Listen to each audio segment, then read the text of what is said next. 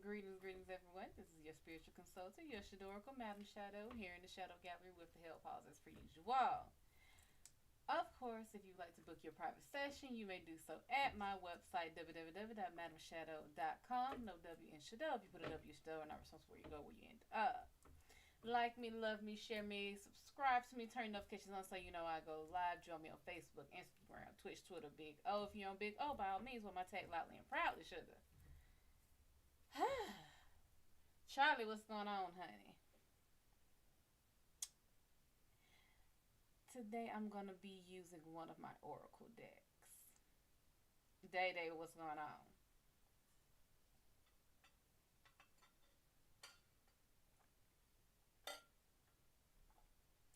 So,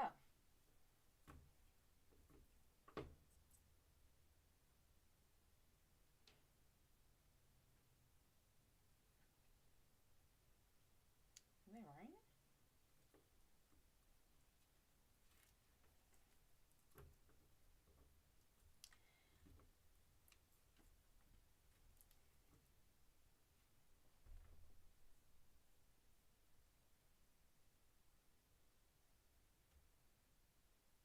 Okay.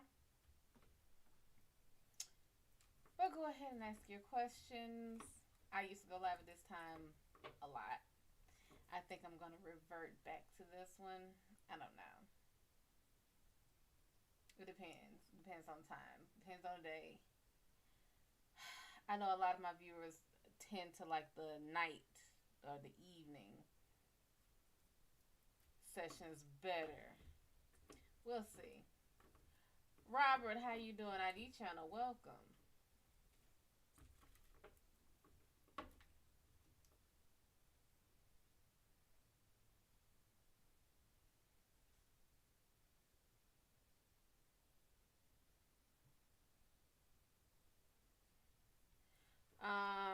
Miguel, Venice, Butter, what's going on?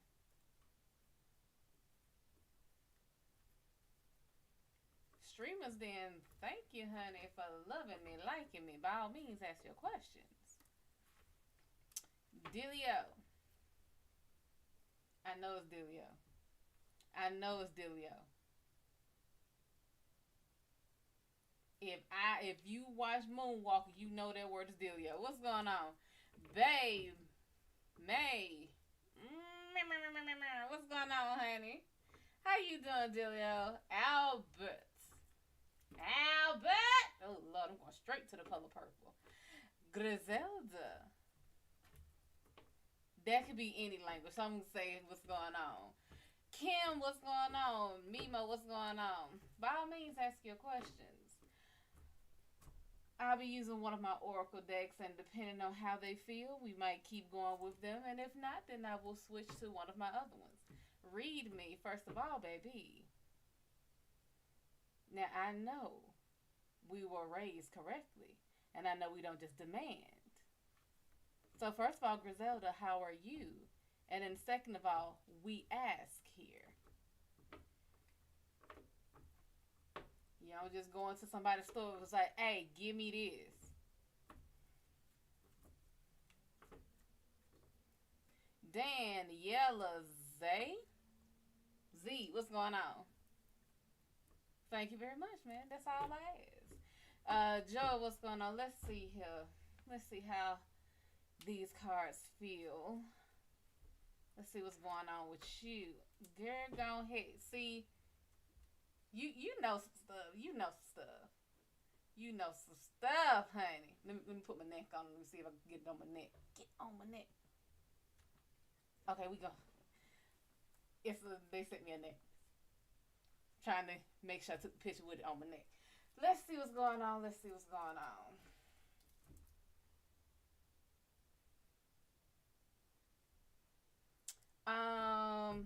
Sanjana, Black Beauty, Black Diamond, Thomas, David, Turry. Thick ass, what's going on? So let's see what's going on with you, Griselda. Griselda, you got so much on your damn plate in your mind, it ain't even funny.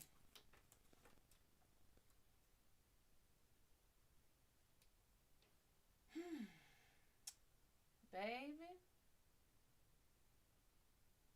You don't know which face you want to wear. You don't know which mask you want to put on. You don't know what you bouncing all over the place. Lovely, Cody, what's going on? Right now, in this mirror, like there's a face which is on the stick as a mask. There are many masks down here, and plus there are many mirrors with many faces in it. This would lead me to believe that either you don't know who you want to be, or you have to be so many people at once that you're starting to lose your identity. What are they? I think they're called matryoshka dolls. Russian nesting dolls, where it's like a big doll and another one and another one, and another one, and another one. This tells me there are layers to you, like Shrek said, like an onion. The issue is you're starting to get lost as to which one is really you anymore. With this, you have a lot of different talents. You have a lot, but this is also a lot weighing down on you. You, in this, to me, feels like you're trying to portray the perfect picture of someone who knows how to do it all. That's a heavy burden to wear. And then, of course, this feels like the monkey is imitating Shakespeare. This would be like, oh, it's so simple that a monkey could do it. Or rather, it's something that is not human portraying to be a very wise human. With all the math, all the books, all the knowledge that this is showing, I mean, you're smart as fuck. But I don't know, and I don't understand, well, I do understand a little bit, why you feel the need to wear so many masks and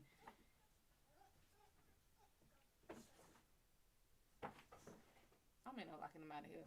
It's a lot of masks you're wearing. And you're losing your identity. If you don't start figuring out what you want to do, you're going to lose yourself. And you're going to have to recreate yourself, or you're going to have to take time to stop and rediscover yourself. Amethyst, what's going on?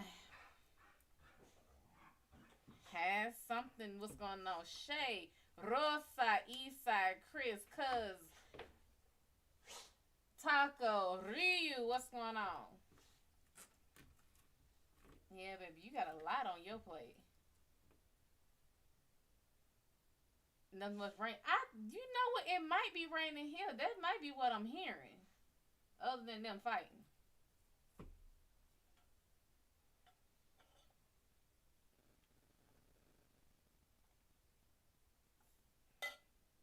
Oh yeah, let me turn the quality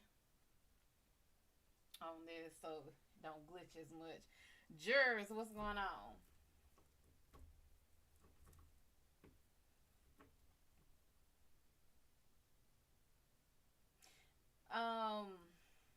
Griselda, I'm gonna need you to pick who you want to be.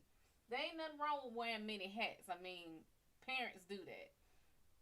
You do it in life. You wear many hats with many faces. That's something we just do. It is that second card that bothers me about you. It is the fact that it is because you do so much, you want to be portrayed as picture perfect. I can handle it all. I can do it all. Yeah, you might can do it all. You might have the ability to do it all, but do you really want to? Do you want to have to sit here and clean up the kids, fix the kids' breakfast, take the kids to school, come back home, shop, cook, clean, go to work? Like, do you want to do all of that?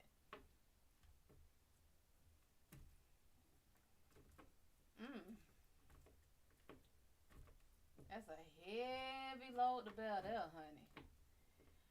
Roxanne, greens, red. Green and red, okay. Lady T, welcome. Big Donnie and Daw. Welcome, welcome.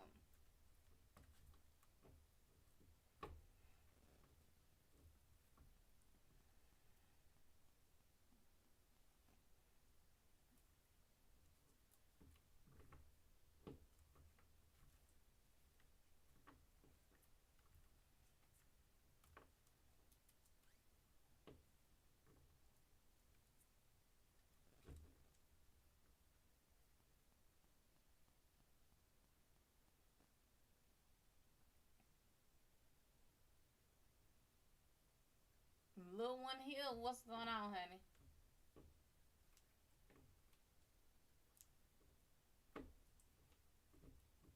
And like I said, of course, if you would like to book your private session, you may do so at my website, www.MadamShadO.com. No W in Shad'O. You put a W in Shad'O. I'm not responsible where you go, where you end up. And of course, if you want to donate, send anything, you can do it through the website as well. I need to see if I have openings. Jacob Brown. What do I see in your future? Is this like a theme for y'all? Like y'all think, like, why is that when people say it's like a fortune teller? It's like, read me my future. You can just ask a regular question, honey. I swear y'all done seen these movies one too many times. Think that's the question. Let's see. I don't know what's in your future, but we're gonna see what the cards are gonna say about you. You being played.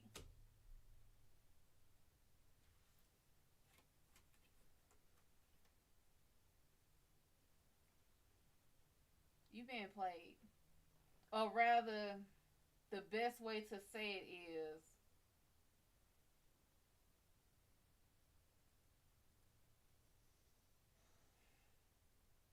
well, it's about a woman. I mean, it's always about a damn woman. I don't know why it's always about a woman, with y'all.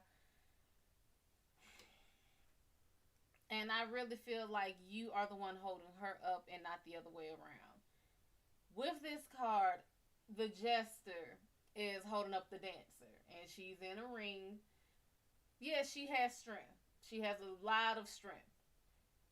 However, the one who's taking the bows, the one who is holding her up and putting her in the spotlight, is the jester. You are lifting someone up. You are putting someone in the spotlight. You're being, and not so much an afterthought, but like a side player. With this one as well, the theme between these two is, to me, a game. It's a show. It's a game.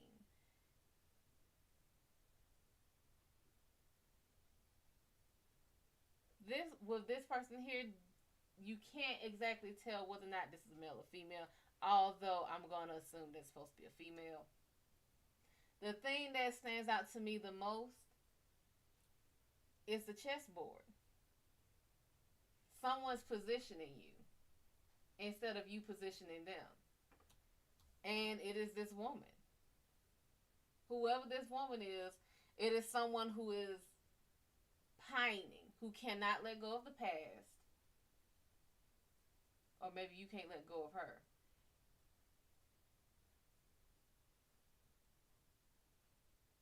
She looks, I mean, going by this, she looks like she don't need shit. However, she is the type that sits by the phone, waits for letters from the past and everything. I just, if that's who it is, I don't know how I feel about that. Because someone who's still sitting there waiting is not moving forward. They're not living. They're not progressing. So I don't know what's in your future, but if she's in your future, you might want to reevaluate some things, because I'm not sure that one. Mm. But that's who's in your future. Stone Fingers, Pawan, T-Bone, Tamara, or Tamara, because it's two M's, Tamara. Kill Bill, ID Channel, Trey Diddy, Joseph, what's going on?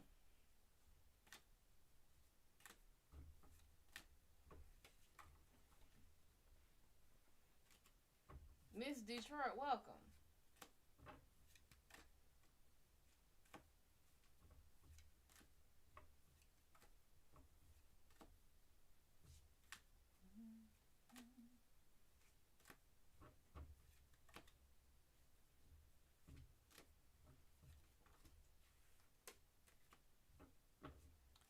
Jessica, welcome. Nate, how you doing, sugar? Thank you, lovely. Who knew? How you doing, honey?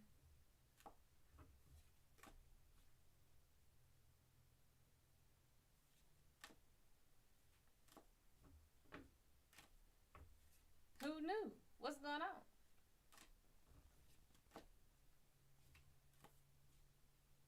I would just like to point out that this melanin here is just popping, honey.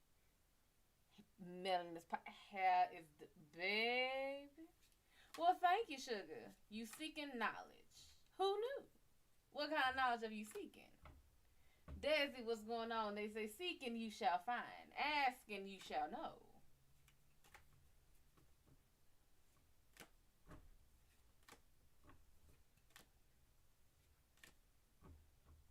So, what are you looking to know? Junie, what's going on, honey?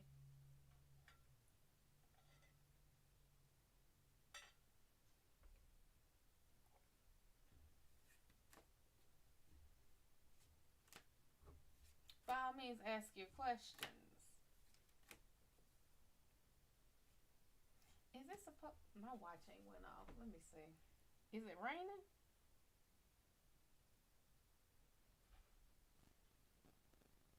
No, it ain't saying it's raining yet.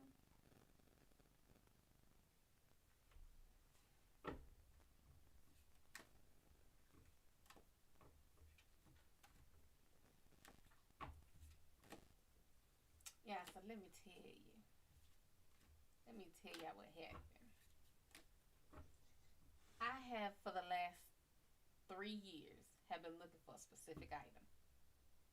One specific item, I promise you. 318. Who that? What's going on? And I wondered when I moved into my place. When I moved to my place, I wanted cinnamon brooms. And it was funny as shit that no cinnamon brooms were around. Could never find one. Found them 2 days ago. About 4 of them. I have been finding shit from 10 and 12 and 20 years ago since I bought these brooms. I'm hanging their ass up. I gotta figure out where and how I want to hang them. Let's see. You want a general? Let's see what's going on with you, Junie.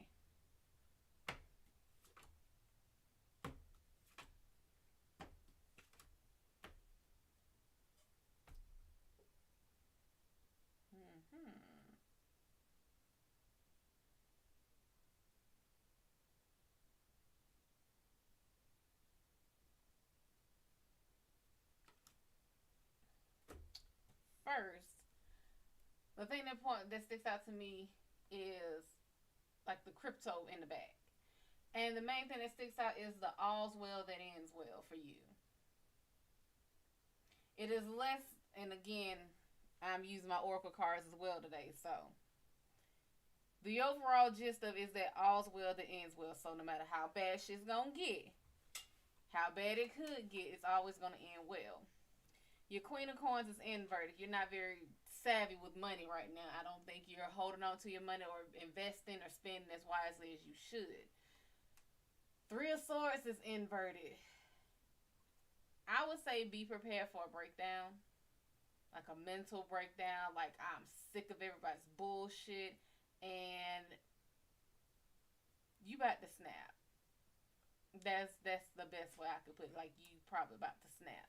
And then you got the Eight of Coins inverted. Eight of Coins being inverted, this is someone who used to be very, very meticulous. Very, very finicky. And they're not. You're unfocused. This would be the watchmaker, the clockmaker. Something that requires intricate skills. And absolute focus and attention on it. And it's like a Rolex or a Timex. Like, that's the clock that keeps on ticking. Those are the clocks that, and the watches that don't diminish in value. And then there's a Walmart brand watch. You stopped making Rolexes and you just started producing Walmart brand that'll run out within a month. I think your ass is burnt out. Okay? Excuse me, Jackie Dean, what's going on? Boss, what's going on? Arlene, what's going on? Bitch, please, how you doing? Honcho, Red Savage. Baby, you burnt out. And it's absolutely okay. You know what? People want to act like it's not fine to be burnt out. You never want to get to the point where you are completely burnt out. However, that is the one of the most ultimate stops. That is the ultimate pause. Sit your ass down, reevaluate shit. If you are getting burnt out, it is time to do something else. It is time to take a break. Zamira, what's going on? Ride it out, what's going on?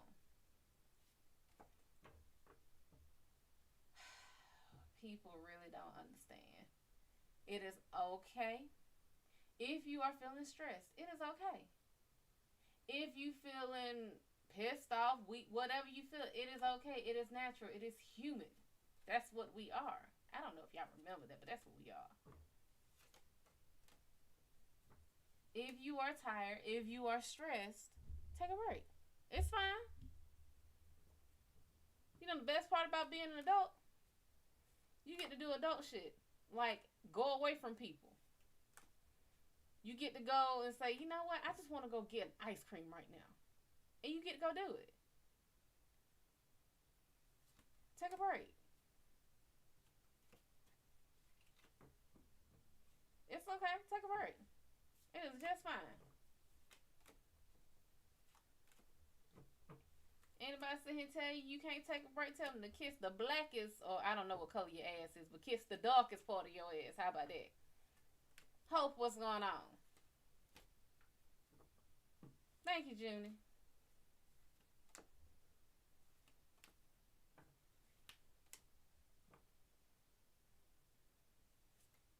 On the low, what's going on? Let me tell y'all something else.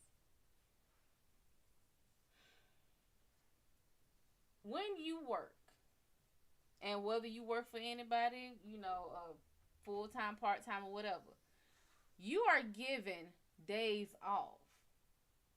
Like, it's in your contract. You are given days off. Take them. Now, if you want to build them up or whatever, I get this quarter and that quarter, and they roll over to this. You want to take them. We are not robots. We were not built to work. I'm going to tell you one thing about this, the 40-hour week. Now, I don't know if it's everywhere else, but in the U.S., we have 40-hour weeks typically. That's the full-time job. 8 hours a day, 5 days a week. You get time off. It ain't just white people. It's anybody who own a business. This ain't a racial thing. This is an industry thing. This is a corporation thing. Corporations look down and just see a moving thing. They see a machine. They don't see those little cogs getting burned out. Those little screws that need to be replaced. They don't see that. You get time off. And let me tell you one thing. You have to understand, a manager, depending on if they're a good man, and I say if a good manager or a bad one. A good one not only looks out for the store, but it looks out for the fucking employees. If you call in and say, I need to take this time off. Hey, in 2 weeks I need time off. No fucking manager should be going to you saying oh, well, you think you can just put that back later. You think you can just take your time off later. No, that's not your fucking business. You don't run this.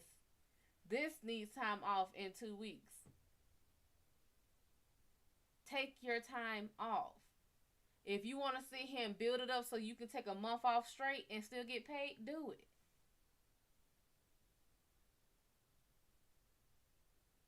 I know it's a lot of memes out there talking about how the bosses sit here and tell you to come in and, I know it's storming outside. I'm not risking my life for a company that won't risk it for mine. It's storming outside. I can barely see. You still gonna come in? Hell to the fuck no. If it clear up, and you don't mind me being an hour and a half late, then yeah, I'll come in. But if it's not clearing up in an hour, I'm not coming.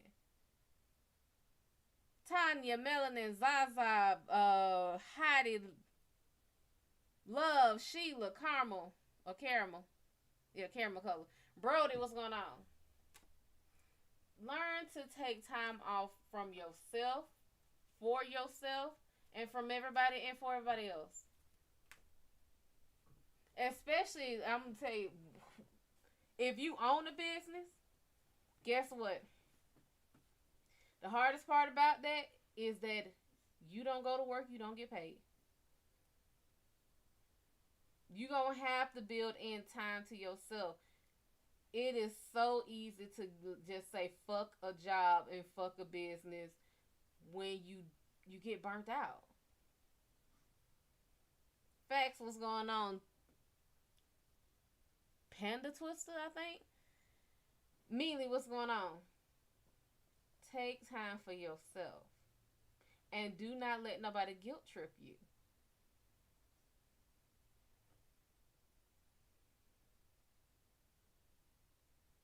Move on, what's going on? Sneezy, what's going on? Y'all better look at y'all contract. Y'all better learn your handbooks. You better look at what you signed up for. Because most companies, especially if you're full-time, it should be all of them. You have time off.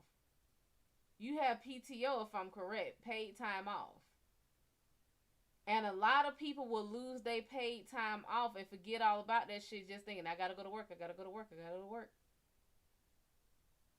Some of them do them by quarters, some of them do them by, what is it, quarters, and I think it's usually quarters. And you better look at whether or not your PTO rolls over or whether it, once you pass that quarter, it's gone. Because guess what? Let's say they do like quarterly. So every 3 months. Let's say you get a certain amount of PTO every 3 months. 2 weeks. Let's say 2 weeks. And every 3 months you get 2 weeks of paid time off. But it does not roll over to your next quarter. And you don't work your ass and you that was 2 weeks you could have took and still got paid. That's 2 weeks you could have took to recoup. Been there with your kids, been there with your family, went and enjoyed life, took a vacation. And because you so stuck on work, you done let them PTO hours go. Now you don't have, now you got to work on for the next quarter. Now let's say your PTO does roll over. So you can get about 2 months in a year. Now, some people might sit here and be like, you know what? I'm going to leave these just for the holidays. So you can be there with your kids. Or you want to take a whole 2 month sabbatical for nothing. You don't want to be around nobody. You don't want to see nobody. You can do that. But take your time off.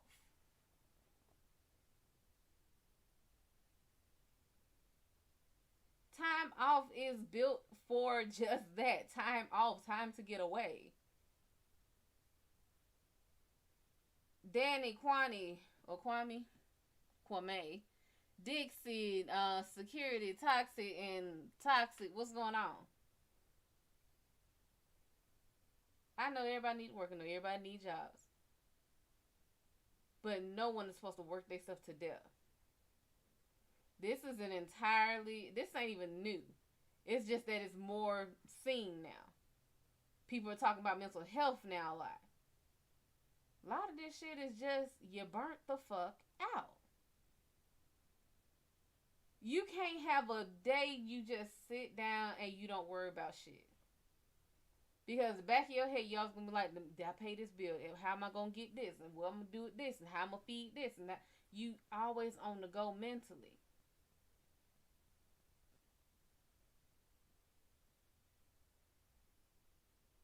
Just take some time for yourself.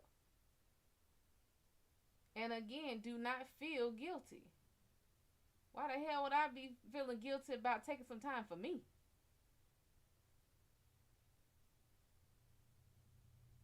But that's just me. I'm built from something. Baby, they don't even make the cloth that I was cut from.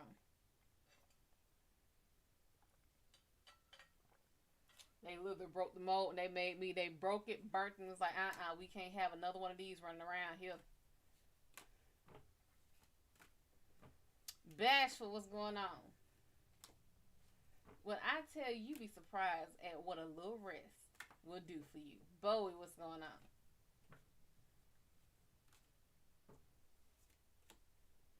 Get some real good rest. I mean some real good. Every time I come on here, I sit here talking about how my skin been looking, how my hair been behaving. And you'll notice when I'm stressing. My skin looks dull. Hair isn't as fluffy and bouncy and vibrant and jubilant as it is right now. King Musa, what's going on? Cheryl, how you doing? That would be stress. See, stress makes you sick. Stress causes everything. From your sight going to you gaining weight, it causes everything. Diva, how you doing? When I say sitting here, yeah, stress will either make you gain or lose weight, depending on how your chemical makeup already is. If you are more prone to gain weight, you will gain more weight. If you easily lose weight, you can lose weight to the point where you look sick. That's what stress does. See, when I tell people to de-stress, I mean de-fucking stress. I mean everything that ain't fucking help you, serve you, it gotta go. It got to damn go. I mean, hell, husband, kids, all of them kick their ass out for a day. Leave the house for a day. Whatever you gotta do. You right. Stress is a killer. Martin, what's going on?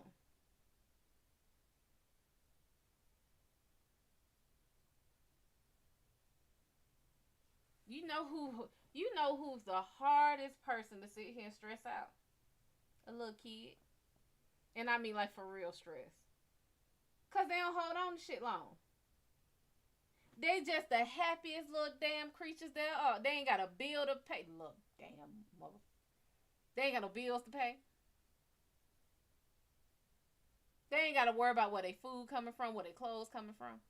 Think about how goddamn think about how you would be skipping around here just to fucking shit up if you knew you didn't have to pay for shit.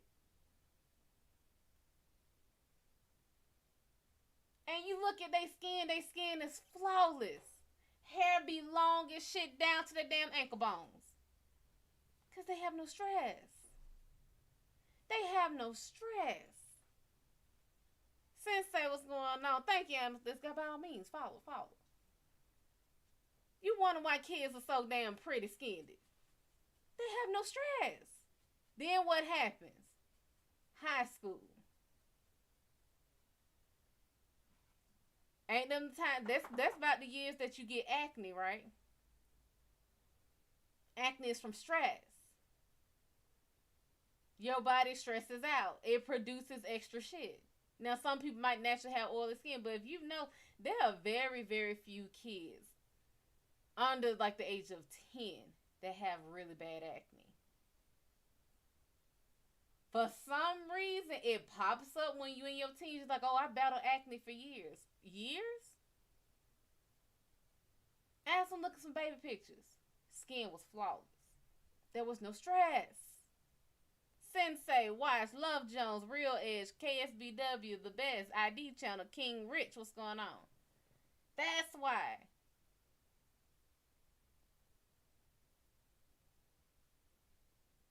Nina, what's going on? You look at these kids now. When they hit middle school, that's when you start seeing shit happening. It's not their damn hormones. It's less about their hormones and more about the stress. Why? Because in middle school, you get the scare tactics. You better do good. You gotta do this. You gonna get to a good college. You need to start now. Then in damn high school, everything gets rushed to you at goddamn once. You sit here trying to have a social life, a love life, an athletic life, a goddamn club life, and then you trying to get through school. You have trying to be in all these sports, all these teams, all these little events and everything, and then you still think about school. You think about the grades. You don't want to disappoint nobody. Oh, if you don't get into a good college, you're gonna be flipping burgers. What the hell is wrong with flipping burgers? I loves me a good goddamn burger. And I want the best burger damn flipper. I don't want no damn half-ass burger flipper. Per Ray J, Voodoo King, what's going on? What's wrong? What's wrong with a burger flipper? Somebody gotta flip them. I want somebody who flip burgers and they flip it with goddamn pride. You understand me? I don't want you to be ashamed. You flip that damn burger. Cause guess what? A person who flip burgers mean they actually cooking them. See, it ain't like you just put them underneath the heat lamp and let it thaw out. No, burger flippers tend to have to actually pay attention to their meat. Diego, what's going on? What's wrong with burger flippers? You gonna be a trash man? You know how much money the trash people make. You gotta make a shitload of money to sit here and be smelling trash all damn day. I'm gonna tell you that much. Wake up. What's going on? How you doing, baby? See, people got the game fucked up. Yeah, you know what? Whoever made this country did the right damn thing. They fucked everybody's head up. They did. They done put everybody in the mindset, oh, if you a plumber, you a trash man. You this, you that, you below somebody. No, the hell it ain't, because guess what? You doing the job that other people won't do. So you get to pay and you get to charge a lot more. Because who the hell else gonna sit here and jump down in some shit water? Who gonna do it? I ain't. Especially let me just get my nails done. I'm not getting in no shit water. Hell, the person who get down there, I hold them in the highest regards and respect. I'm doing good, sugar. Thank you. Hell, my dad knows how to plumb. Anytime my plumber went out, he went into the damn, what was it, septic tank. I think it was on sewer. I don't know what it was, but he went into the yard and got into the damn underground port. I wasn't doing that.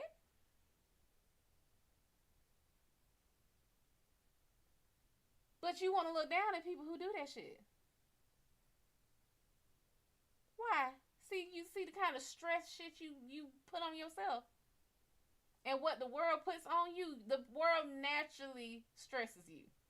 It literally is built to stress people the fuck out. It really is. Get good grades, go to school, go to college. College ain't for everybody. College is not for everybody. Look at the people who make the most goddamn money. Half of them motherfuckers dropped out in high school. Shit, some of them just went back to school to get GEDs and everything. Why? I mean, because honestly, it became an accomplishment for them. It was something they felt like they were missing, therefore they went back and got it when they could. Because what? They were not stressed. It is very hard to be stressed when all your bills are paid. Leo, Sangria, Donna, Mommy, what's going on? It's very hard to be stressed when you don't have to worry about your bills. Well, you ain't got to worry about, I got to make this paycheck stretch now. Surreal and Coquito, how you doing? By all means, ask your questions. I'm just ranting.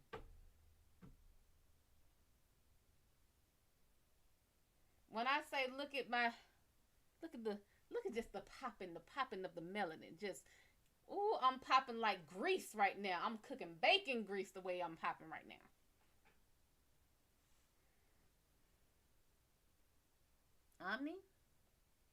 Omni, what's going on? Forever, what's going on?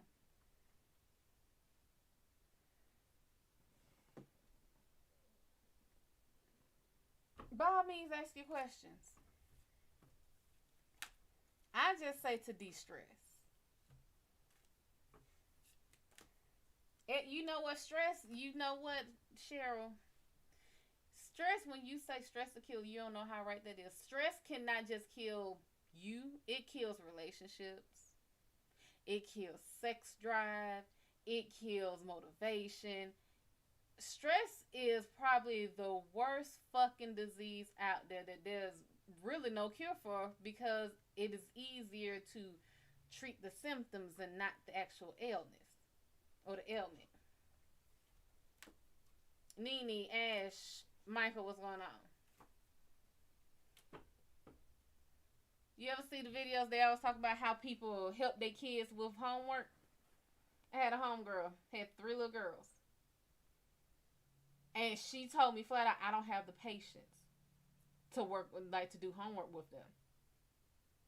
And I didn't understand it. You see all the videos of people was like, if little Timmy had 4 apples in the basket and Sarah took 1, how many apples does little Timmy have? And the kid keep giving the wrong answer.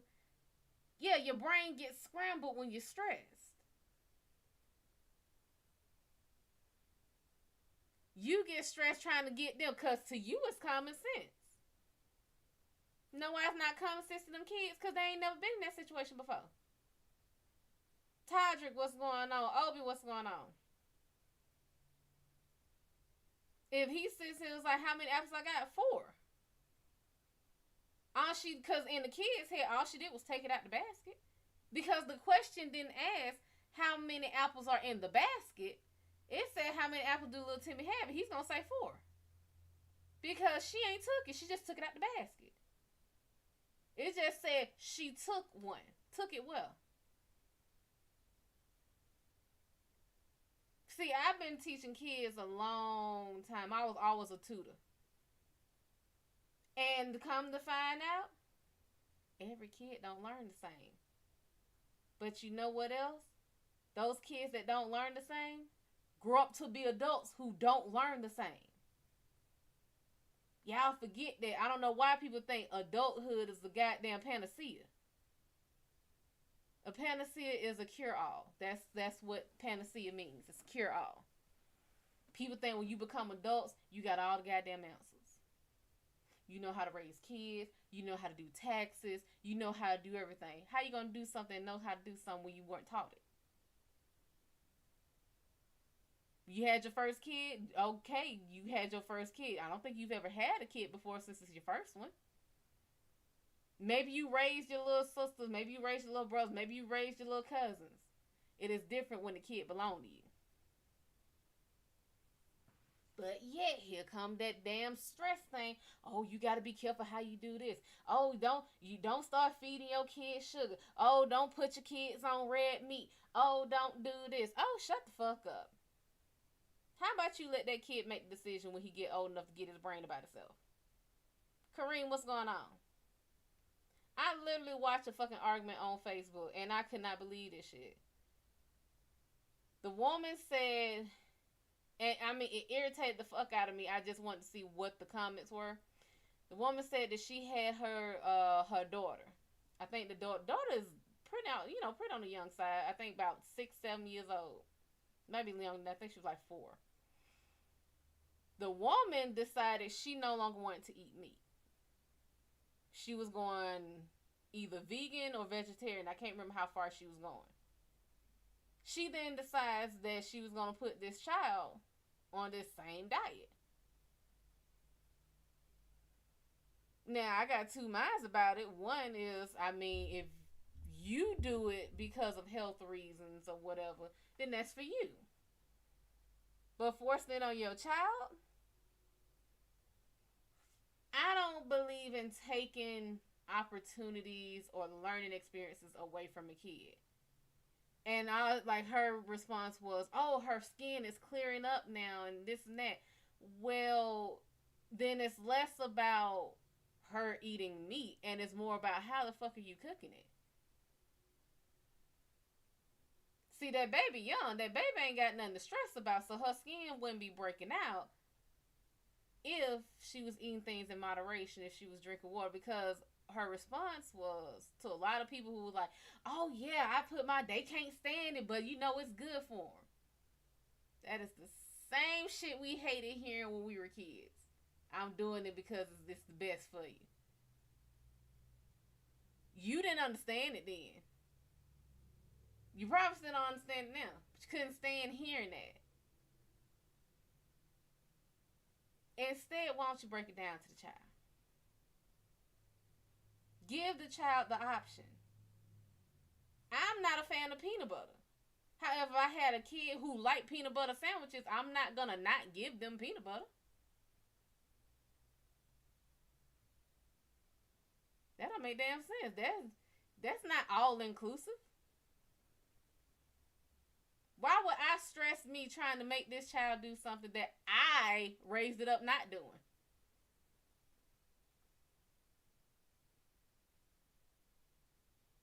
Now you trying to fight with the kid to eat some damn chicken nuggets that taste like tofu, which tastes like nothing. I said, she don't like it, but she eat. Her skin getting clear, y'all.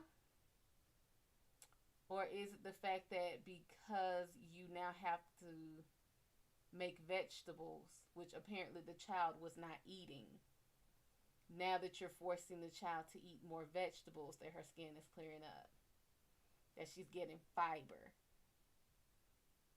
that her body is now being able to efficiently flush out toxins because you just let the child eat chicken nuggets and pizza all day.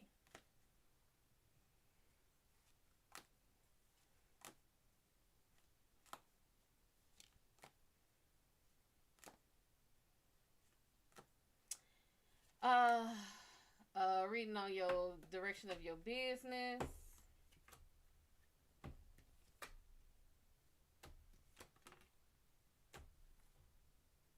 Seems to be going right to me.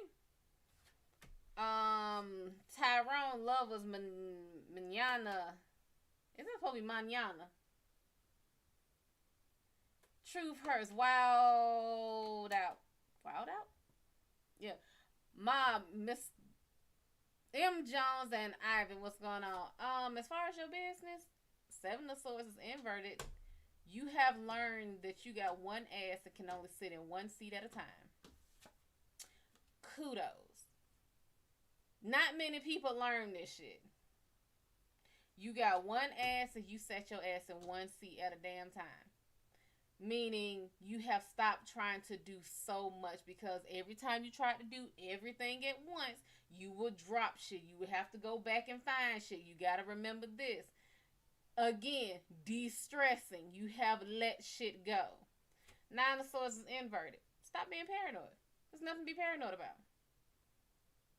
You would be doing this to yourself, and you have learned to stop doing it. Two of Coins is inverted right now. You're at an impasse. You don't know where you want to go. There's nothing wrong with that. You want to do something. Let's play this. This is saying that there is a path that you don't see yet. But with this being inverted, there are goals you don't see yet. You can't want something that you don't know about. Like, I didn't know. Let's play this. Let's say like this.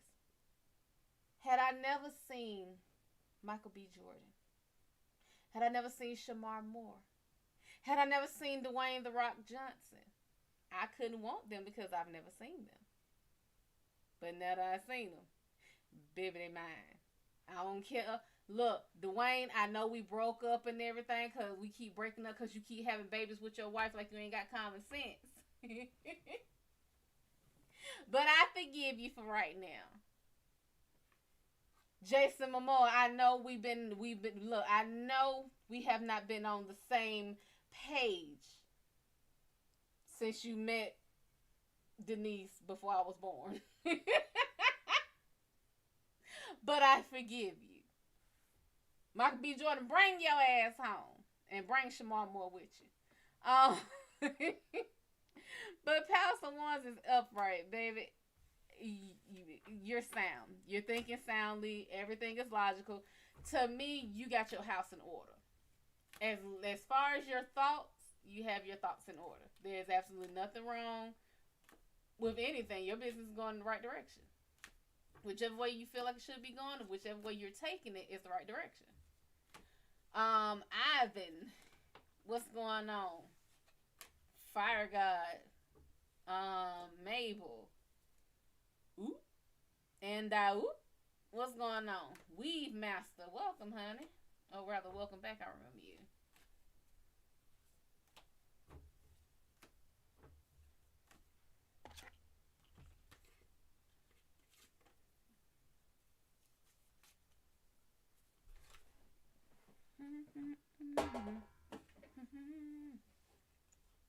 Beans don't burn on the grill.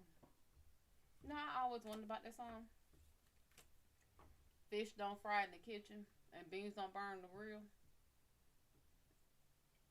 I fry fish in the kitchen. I got grease. I got deep fry. I fry fish in the kitchen.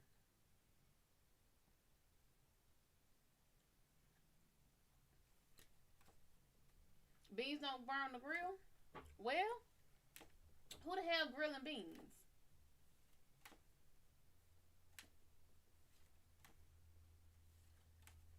But that's just me. My mind thinks differently. Joe, what you know? How you doing, honey?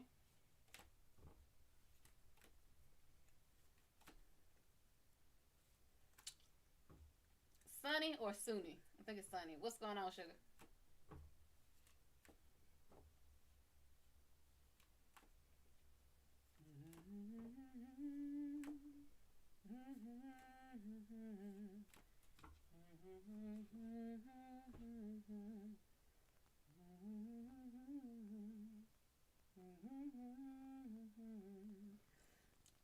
King Keisha, what's going on? How you doing, Sonny? Unique, welcome, honey.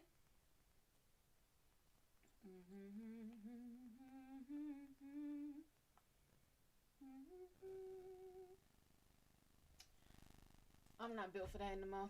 I just know I'm not. My berry. My berry, how you doing?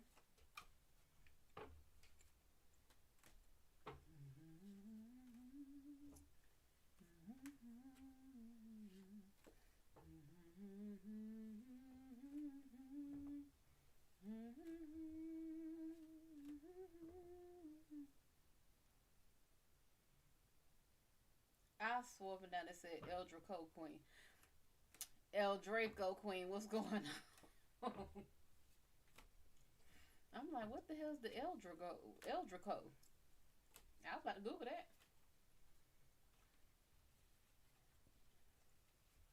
What's the procedure for a reading? Usually you have a question and you ask it with respect. Should you want to send me anything, you can send gifts through Big O, or you can go to my website and donate directly so you don't spend $7 trying to send me 5. Or you can purchase a pool from my website. It's up to you.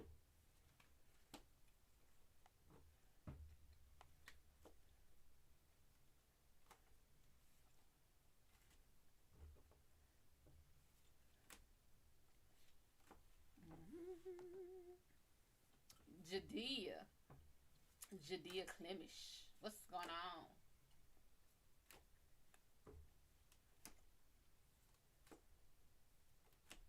And welcome ID channel. You know, this is okay. I like this. I gotta learn to stop tying my scarf so tight. I've been wondering why I have headaches, and I will literally tie these damn scarves like I'm trying to keep my brain in my head. Think if I tie it tight, it won't go anywhere, and I tie them loose, and they'll fall off, and they don't. Bobby Tummy. Ooh, Lord, Ricky Bobby. So go ahead and ask your question, honey. Okay, that's the air conditioner. Yeah. Or maybe no the hell it ain't. Cigarlo.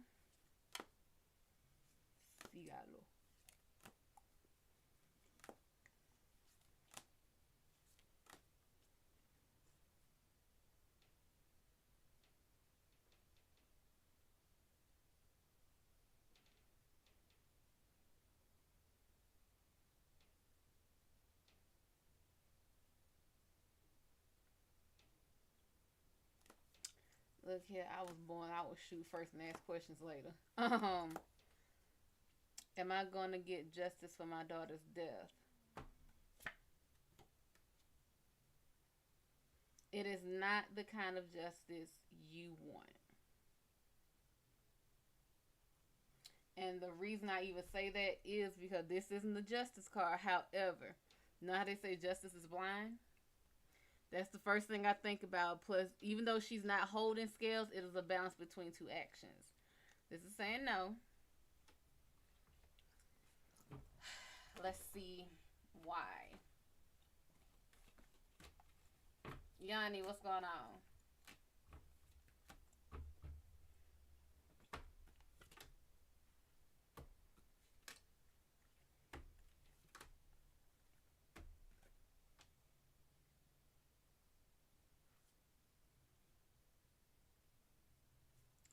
Okay. Seven of Coins is upright. The Seven of Coins being upright means you've already planted the seeds. And all you have to do is sit back, wait for the fruit to fall off the tree. That's the first thing. King of Cups is upright. This means logically, when you have your emotions, react and think about them, categorize them, put them in boxes however you want to, but do it logically. I don't know how your baby girl died. I don't know if it was a medical malpractice thing or she was hit by a car or anything. But however it was, you have every right to be upset that your baby's not here. Be logical with your thoughts. Be logical with your emotions. Whatever you feel, the best way I can say is feel it logically. You can mourn her or celebrate her. But going out and taking someone's life is not going to do anything but end another life and put someone else in the position that you're in. Nine of Coins is inverted. This is about not being at peace. You're not at peace. You're not going to be at peace. Knight of Wands is upright. You got two cards here. And I don't know if you're male or female. The name King says male, but Keisha, every Keisha I know is a girl. Emotions are it's a feminine trait. It's a feminine aspect. When people think someone's a moody or emotional, they think they're being a female. Women are strong as shit. These two cards here are telling you King of Cups, feel your emotions, but be logical with what you do with them. I'm a female, but that heart and mind masculine, but I want. Okay. And then Knight of Wands is saying whatever actions you take, do them logically. She died in a car crash caused by police. Think about your actions before you take them. The main thing is the reason it is saying this is because you had that Nine of Coins inverted. You are still not at peace. That's why it is. Every man in a uniform, every woman in a uniform is not the officer who killed your baby. You never know exactly what happened. If he caused the wreck that killed her, you would honestly need to be able to speak to that officer and find out what happened.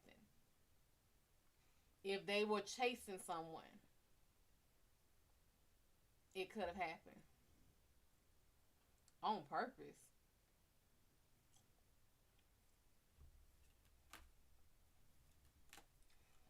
And he was terminated. I think that may be one of the reasons why you're not going to get the justice that you want. Because in one way, that is justice. If he caused the accident and he got fired, he lost his job for what he did.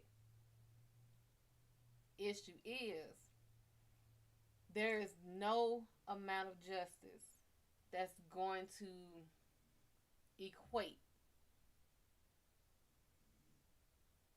This lawsuit was filed I knew nothing about because I was out of my mind. Hearings are approaching. Right.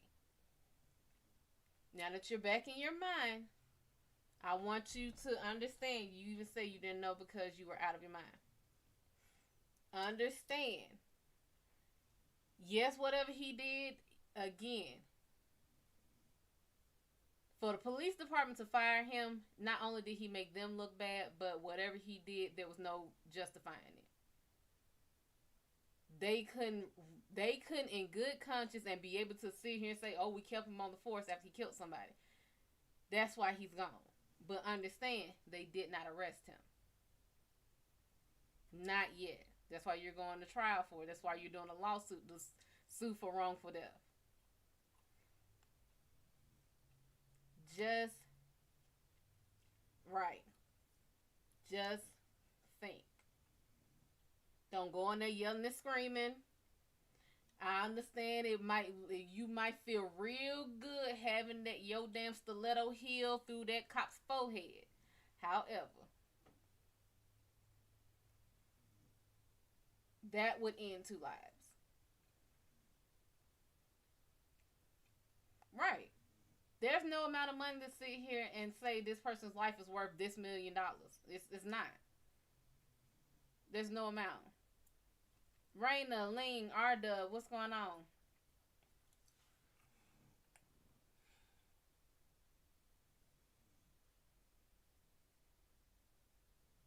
I don't know exactly why, but you know, I said I was gonna stop saying that.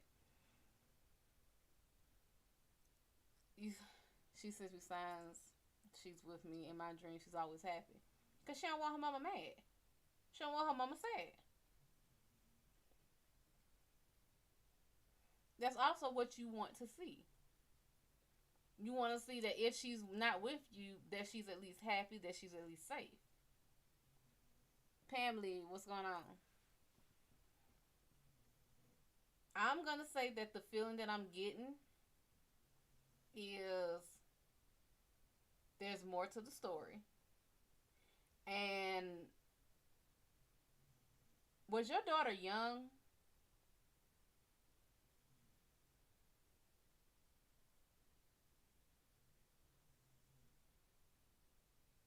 And I mean young, like 7 years old. She was 19. Okay.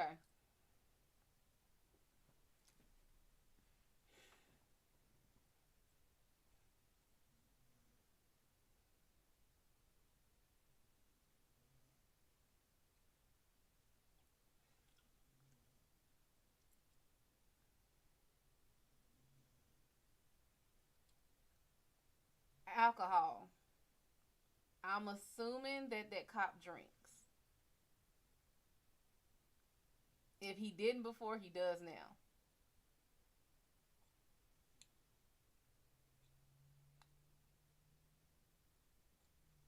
And I'm not sure if that officer had, maybe she's the 7 year old that I'm thinking of. I just, it's not going to be the justice that you're looking for. That would be the main thing. That's why that card came up inverted, because your justice would be end his life and bring my baby back.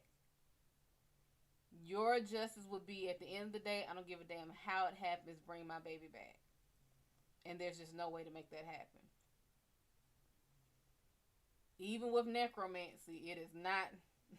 It is not. Mom, what's going on? Justify him. This nice. What's going on? Biggie? What's going on?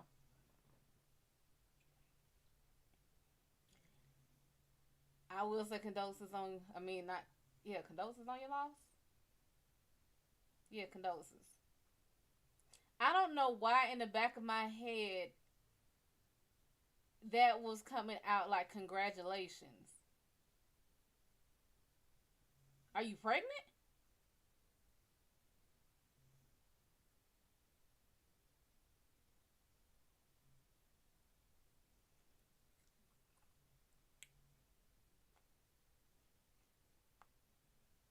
You got a 7 year old granddaughter.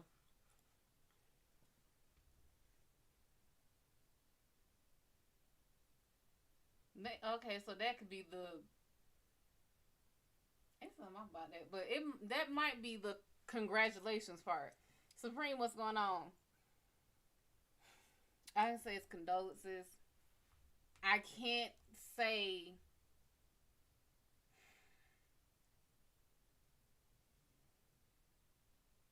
I don't use the term "I'm sorry" lightly. That would be one thing, but I'm sorry that she is no longer here in the flesh. I'm sorry you can't physically hold her, fight with her, have conversations with her again. But she is now in a position where she can protect you better than you could have ever protected her. Supreme, what's going on? Princess, David, what's going on?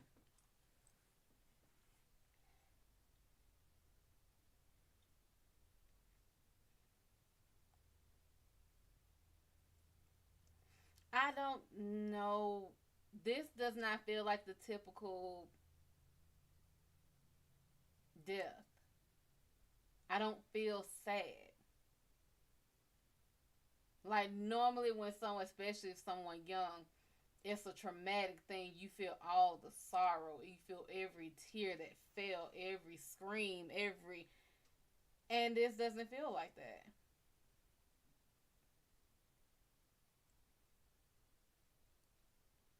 And I don't know if I'm damn good at blocking shit now or but this really does not, there's no sadness.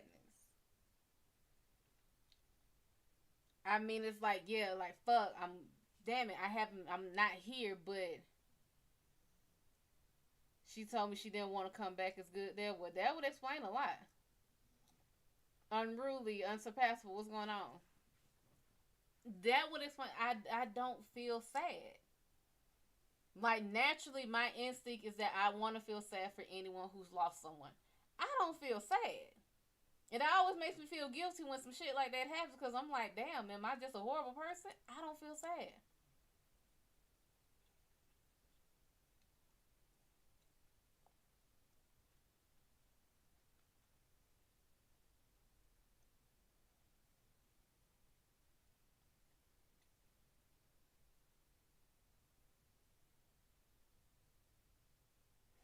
I will get through the night and make it through to the other side. Whatever that song is, that's what's playing in my head.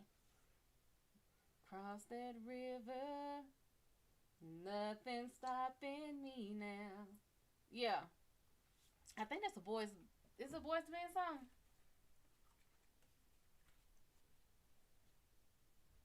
She might be. Bianca, what's going on? Sierra, what's going on? ID channel, welcome. She might be. Some people are naturally like that. Some people get over there and they have to learn. Everybody's journey is different. Oh, but they in the kitchen cooking in. They in the kitchen cooking. She with your mama. Oh, they cooking. Ooh, excuse me. Jackson, what's going on? Baby, they in there. Ooh, child. The story she hearing about you? Oh, oh, the story she about to hear about you. I guarantee she was like, and she yelled at me for wearing a skirt that was mid thigh and her skirt was how short? Oh, grandmama. Oh, grandmama. I know she didn't. Mm-hmm. Sure did. See, back in the day, honey, they used to everything like they covered up now, but you know the girls who had them figures, they had them little twist tie shirts.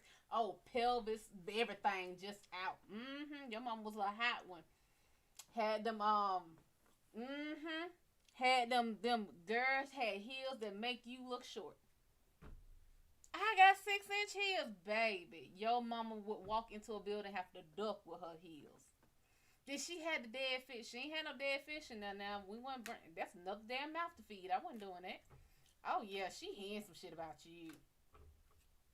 Woo, honey.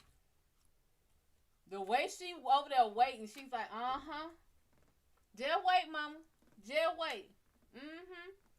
That time I couldn't have that cookie. And you got mad and you yelled at me for trying to get that cookie. I heard about the cake. Sure did. That lollipop. That 13-cent lollipop. I could just hear the story she telling. She over there looking like SpongeBob right now. Like, come on in the room.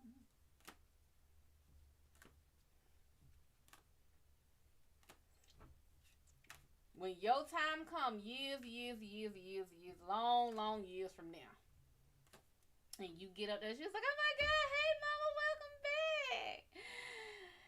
So, I heard, well, I was not that she was like, oh hey mama, welcome back.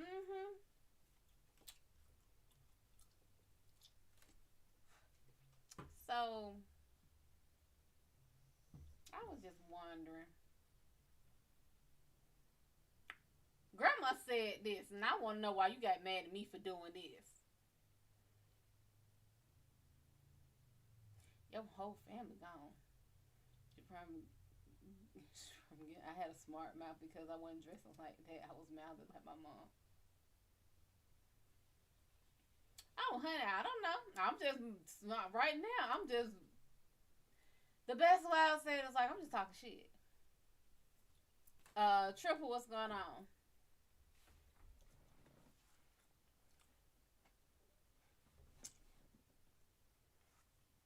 And I don't know, honey. I guarantee you some pictures somewhere where Billy was out. Cause you know back then that's when everybody wanted the Marilyn Monroe figure, so everything was all nice and tight and snatched. It's like, oh yeah, little bathing suits up the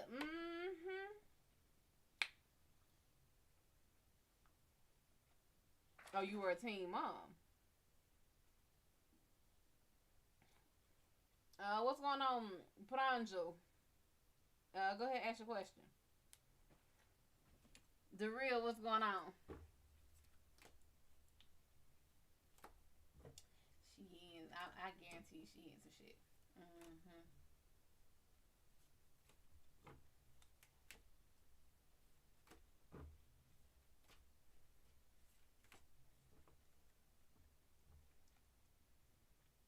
Can you reject your health?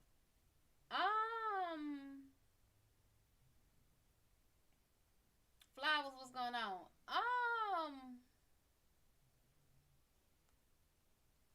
I don't. I'm pretty sure you could.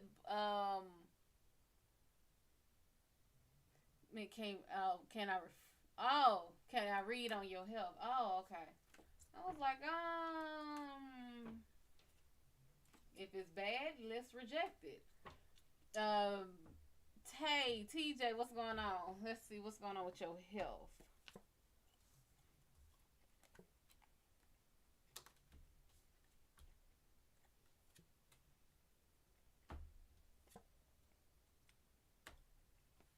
What's wrong with it?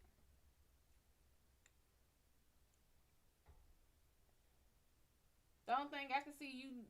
Anything that could be pissing you off or making you ill or sick would be money. Bam, cash money. So yeah, ain't no wrong with you. 8 of Wands is upright. This is the dawn of a new day. Starting over. Possibly getting some good rest. De-stressing.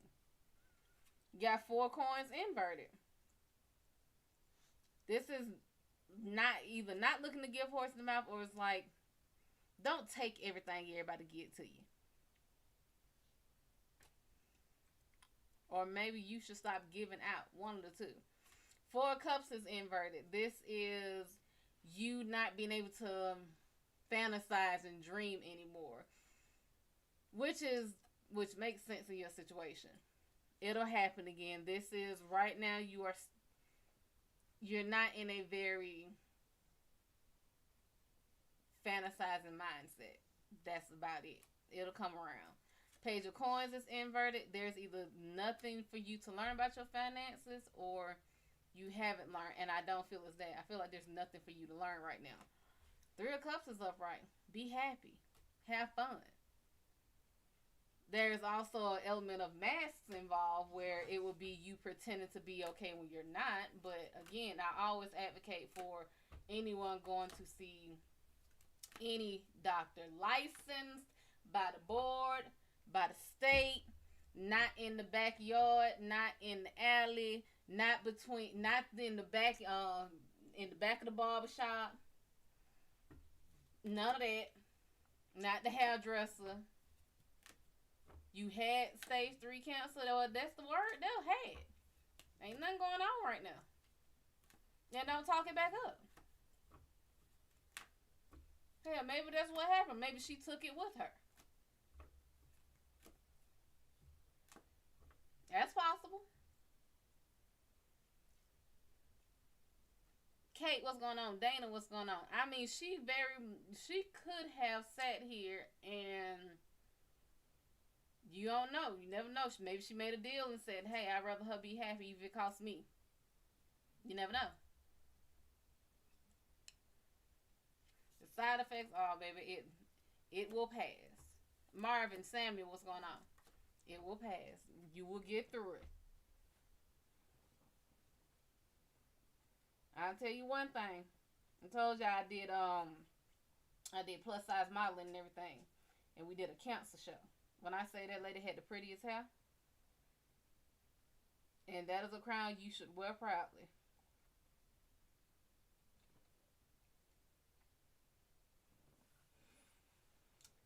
There is that element as well. Things never happen by accident, by coincidence. Like, everything happens for a reason.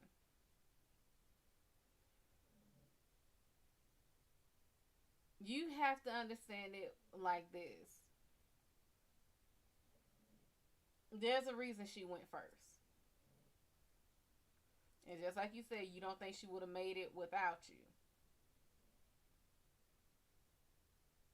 If you went first and she honestly couldn't have made it, she would have joined you anyway.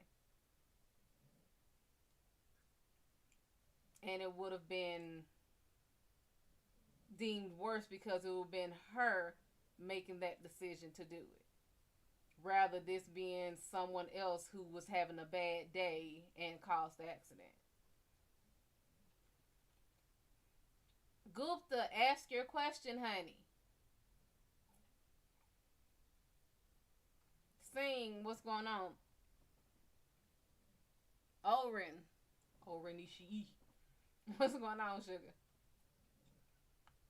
Pakuta? Picada? What's going on? Brown sugar, yo little badass. What's going on?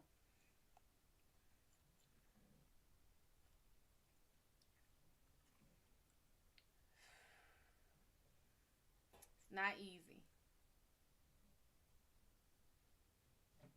But you ever wonder why you are damn near the last one? Your mom took her last breath in your presence on your son's birthday. You strong, but this is heavy. It's not easy. Christians would say that God doesn't put more on you than you can bear. Or he gives his hardest battles to his strongest warriors. You still here. At the end of the day, you still here. Art and Bama Girl, what's going on? My question is that if my ex-boyfriend know that I'm going to move on, then what is his reaction? Is he going to reach out? He your ex-boyfriend. Why you care? I don't understand. He your ex. I wouldn't be worried about him. They always reach out eventually. I ain't even got to read that.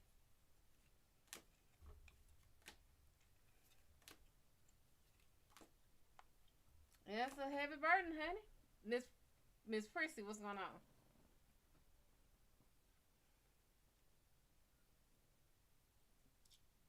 Gupta, I don't understand why you even asking. Why are you worrying about your ex?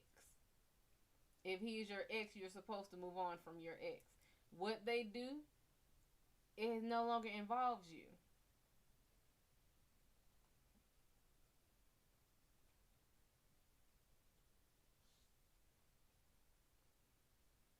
If he reaches out, why would you want him to? I don't understand that. You obviously broke up for a reason. Boxer and Pank, what's going on?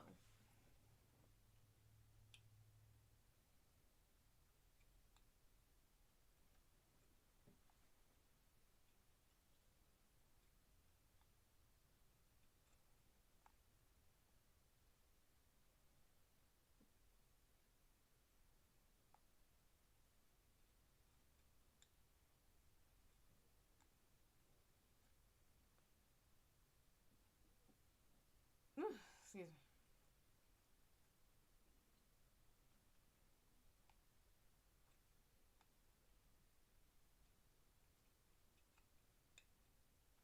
Thank you, Kesha or Keisha. Which way do you say it? Because my cousin's name is Keisha.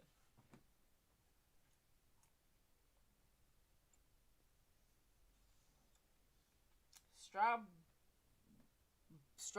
strawberry okay. Keisha, okay. Sean, what's going on? Yeah, I try to warn everybody.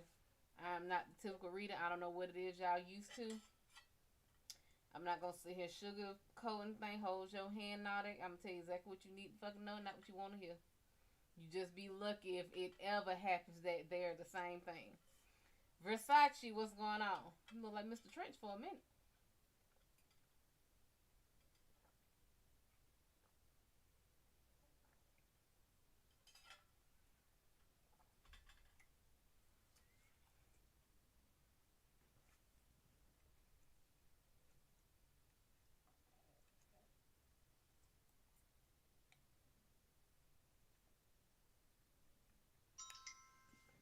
Hey, and thank you so much.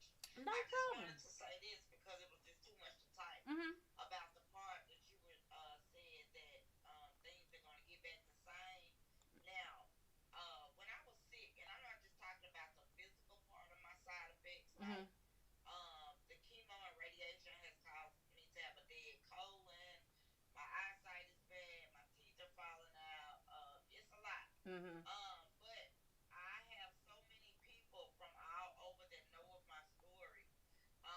That I get messages daily saying, I don't know you, but you, I mean, even celebrities, your story is, you are strength. But to Mm-hmm. me, I didn't see that strength. Mm-hmm. But then my therapist, and I do go to therapy, I'm not ashamed, Good. said that, and then I lost a lot of friends and family that I thought would be there for me at the lowest point of losing my daughter.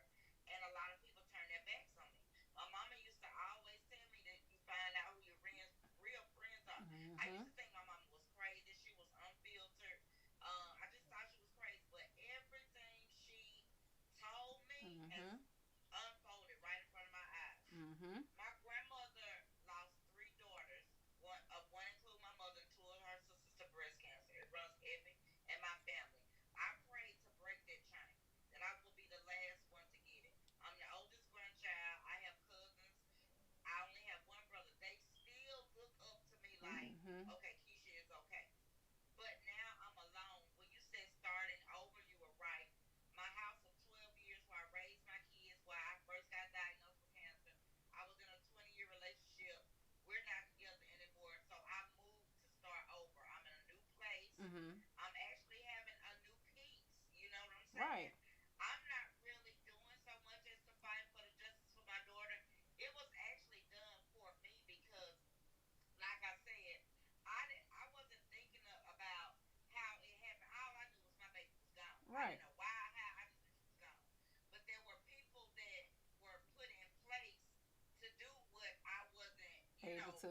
in Mm-hmm. my mind, yeah, to do. I wasn't thinking about a lawsuit. I now I still don't even. I hate the fact that I even got to go through this. Hopefully it won't be a trial, just be a settlement. Boom, bam, that's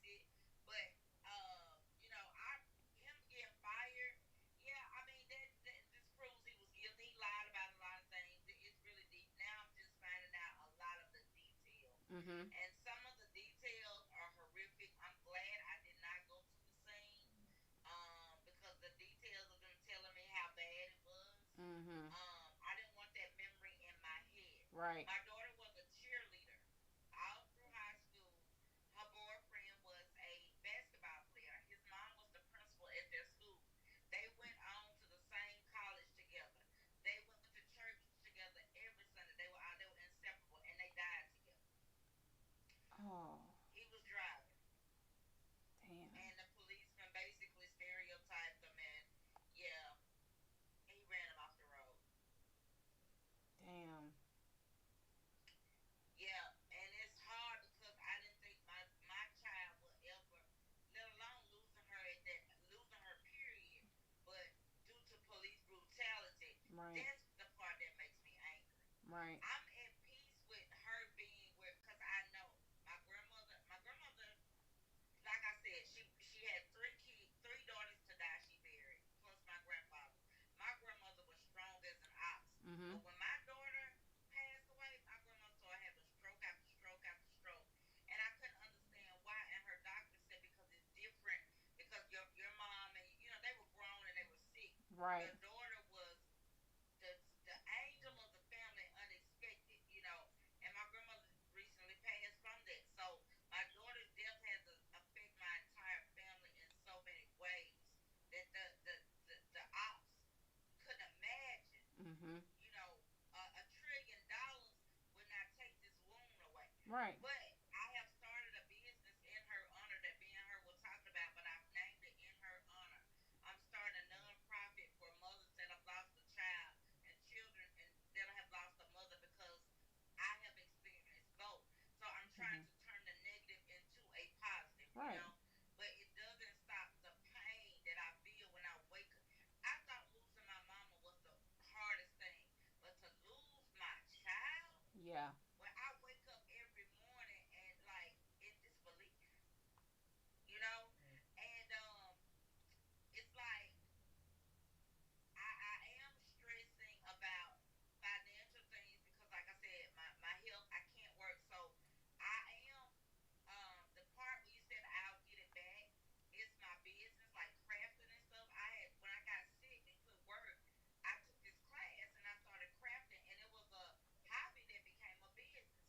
I have a spare bedroom now that I am set up, and I'm about to start about crafting, and because it's like therapy for me. Right. But now the part that I'm not interested in right now, that I am, and I'm gonna drop down and let you read it, is love, a relationship. I don't know if I ever, I don't even know if I be in a relationship again, because I can't see it coming no time soon. I can't see it ever. And then You would be surprised. I've gotten so nonchalant to a lot of shit, and like Mhm. I feel like a man or something, and going through shit with a man, like you just told that other person she shouldn't even be thinking about that. That's the last damn thing on my mind right Right. now. I You would know what I'm honestly saying? say that. I'm trying to get my mind, body, and stuff together. I don't. I mean, people don't even approach me, or I don't even have. Yeah, there ain't even nobody that I could even see as a candidate. Mhm. So that's my question, and I'm gonna drop down like, am I ever gonna be with somebody again? Because right now I'm cool with not being with somebody. I mean, I do get bored sometimes. Now I got two dogs. They my emotional support dogs. Mhm. They were my daughter's dogs, and they are my best friends. I'm just being real. Mhm. Dogs really could communicate with people. They lick my tears when I cry You in the hear house. that? You hear that? Yep. Hold up. And Hey, you. Hey, you. I sit Come here here. day after day after day, not Come seeing a here. soul. Uh, so Come I just want to know, am I because the person that I thought that I was gonna be with for the rest of my life, he got married to somebody else. So you know what I'm saying? I ain't thinking about no damn man right now. I mean, sometimes I do get a little bored, but shit, I start working on my business. The hell, it pass Get over. down. So I just want to know, am I Get down. gonna ever find somebody that I like? Cause I Get don't like down. no damn body. Well, I can tell you one thing. You said that all of this was basically like starting over. Here's the thing. You did a clean slate whether you realize it or not. You did ask that you would be the last person to catch cancer. Right. If your daughter hadn't died, most likely she would have got it. She would have. And her doctor told us that. We even discussed the genetic testing when we went to the doctor, Mm-hmm. and they said, well, they asked her, they said, well, if you're tested positive for the gene, then you will more than likely get it. Mm-hmm. And they asked her, like Angelina Jolie did, would you go ahead and get your breast removed before it even comes? And then we can get you some new ones. My baby was so, she said, yeah, I would do that. I think hers would have been so aggressive, so quick. Yeah. I think it would have spread and metastasized somewhere else because cancer does that. Oh, yeah, that's what happened to my mom and two of her sisters. Mm-hmm. So you did end it effectively by. I mean, the only one is left is your son, right? I have two sons, but all of my cousins are girls. All of our moms are dead of breast cancer. Mm-hmm. So depending, she might be pretty much the reset button because she effectively broke the cycle. There are no kids from her. No. Yeah. As far as you dating again, when you find someone, you said it yourself. You're not looking. This is you in your bubble, and this will be any and all bullshit that could drop down on you. And right now, you safe in your bubble. You not looking for it. It's not that you won't find anyone. It's just that right now, that's not what you need. Yeah. You need Okay. to focus. You need to get, like you said, you need to get you right again. And your daughter being gone, plus you going through like radiation and chemo and everything, it's a lot. It's Yeah, a lot. But you'll get through it. You will get through it. You definitely gonna get through it. And if you happen to see Michael B. Jordan in your inbox, send him to me because we are long overdue for this wedding. Michael B. Jordan. Now, I done talked to a lot of celebrities. Now, I ain't talking to Michael. Like you see him, we overdue for a wedding. We've been overdue for a wedding for about 2-3 years. I'm gonna need him to come out and stop playing. He broke up. He gonna leave Laura for you? You look here, he mine. We not studying what's her name? Lori. Who Harvey? She's Steve Harvey. We not studying. They look like brothers and sisters every time you see them. We ain't studying that. He need to come home to his real wife. He need to stop playing. But I have to go up there and do something. Look, well, you let me know. When I find Rick Ross, I'm gonna come back and tell you I'm out my bubble. That's the only person I can see myself in. Rick Ross? Man, I have been in Rick Ross since every day I'm hustling. We was wearing. Oh my God, are you serious? I have been in love with that man all my life. He's like the picture on. Now I normally the celebrities that in my inbox, I normally don't like repost it, and cause it's I don't want Right. they be genuinely checking on it. Right. But like when Ross like one of my pictures one day on IG, oh I called everybody in the goddamn world. I say y'all, ain't no way this man like my damn picture. But what it was is I used to host a lot of events, Mhm. cancer events and all kind of events in my city. Mm. So a lot of people, I guess you would call me. I consider myself a popular loner. But other people look at you like a local celebrity. That shit don't float my boat. Mm. But like I said, a lot of people know my story. But we had threw an all black party and we gave away bottles of Bel Air. Oh. This brand. Mhm. And I tagged Bel Air in the picture with me in a dress holding the bottle. And love big. Rick Ross likes the picture. Good, I almost had a goddamn heart attack. Was like, hey, Bel Air, get him. He need to be here. I would host another one and invite him, and then throw him in my trunk. He would be in my trunk. He would not be escaping. Look here, I've been saying I'm gonna put put Dwayne the Rock Johnson in my trunk for the longest. But he keep having babies with his damn wife. Oh my God. Well, I haven't seen Laura and Michael be on too many pictures lately. You know what? When I first heard that he was even dating someone, and I looked, I'm like, you doing that kissing your aunt that you don't know, kiss that. I'm like, what is wrong with like what is wrong with y'all two? Like they sit here and they hug and they're like, you doing the church hug away from each other, like you doing the fucking Keanu Reeves with her in these pictures. Like the last one they showed, like I guess they were close. I'm like, y'all can I stop. think it was at one of her birthdays or something. I think so. I'm like, you Yeah, took I it. haven't seen them that close since then. See, That's okay. He And can you know come on what? home. I gave up, but don't give up, because I gave up on Rick Ross because I told everybody he cheated on me. He had two babies within a year. But he's from Mississippi, where I'm from.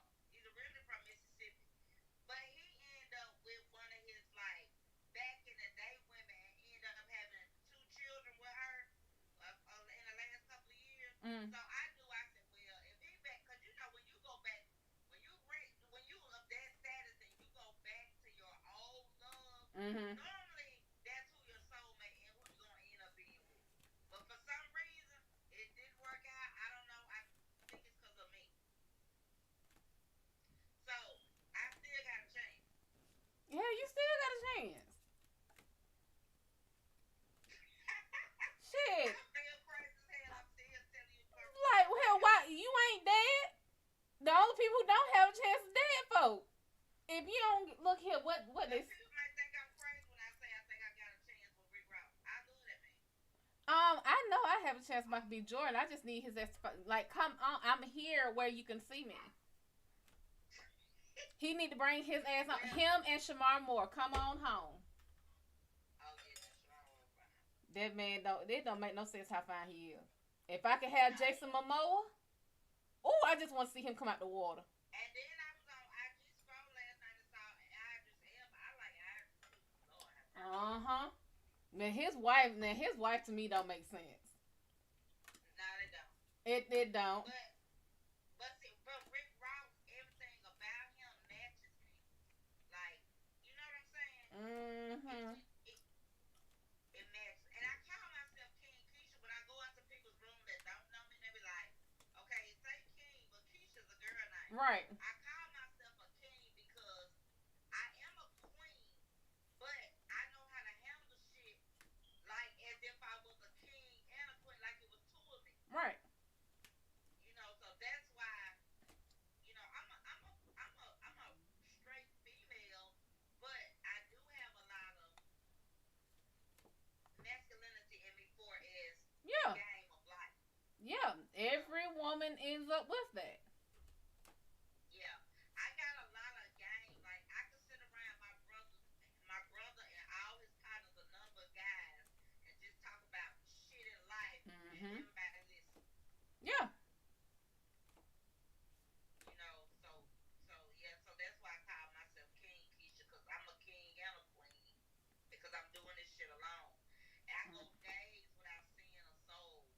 People that I thought would check on me, they don't even call to see if I'm dead or alive. Like that shit hurt at first.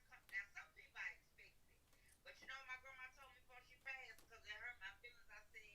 She said you kind hearted, and when you do stuff for people expecting nothing in return. Yep.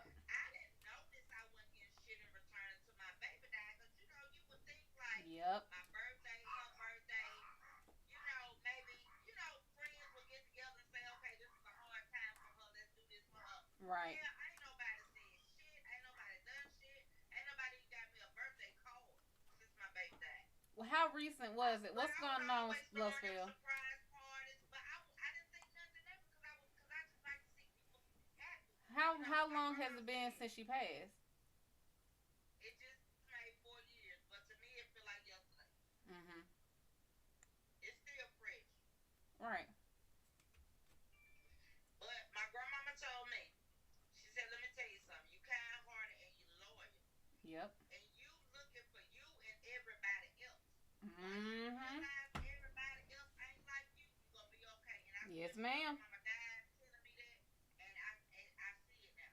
I was raised by queens. My mama, my aunties that have passed, my grandmama, like they very strong African, Mm-hmm. and we don't take no shit. Yep. That's probably why I'm single. Right now, So yeah, because men do want a strong woman, but they're not trying to get in the boxing ring. They have a hard enough time as it is just being a man in life, and then to come home, they're not trying to. And people say, "Oh, I'm too young to understand this." I'm like, hell, I was raised by none but old wise people. right, No man wants to come home unless he's gay, whatever. But no man wants to come home to another man. That's just the bottom line. right, If he's going to be king of the household, then he has to act a certain way. But also, there is a certain way he should be treated. Not saying you're supposed to bow down to him and bring his slippers in your mouth like a goddamn golden retriever or yeah, I something. get what you're saying. But But I think that too. Like in my next relationship, that the man is man enough for me to be more submissive. right, the problem is right now you are one, you are hurt, and two, your trust has been broken.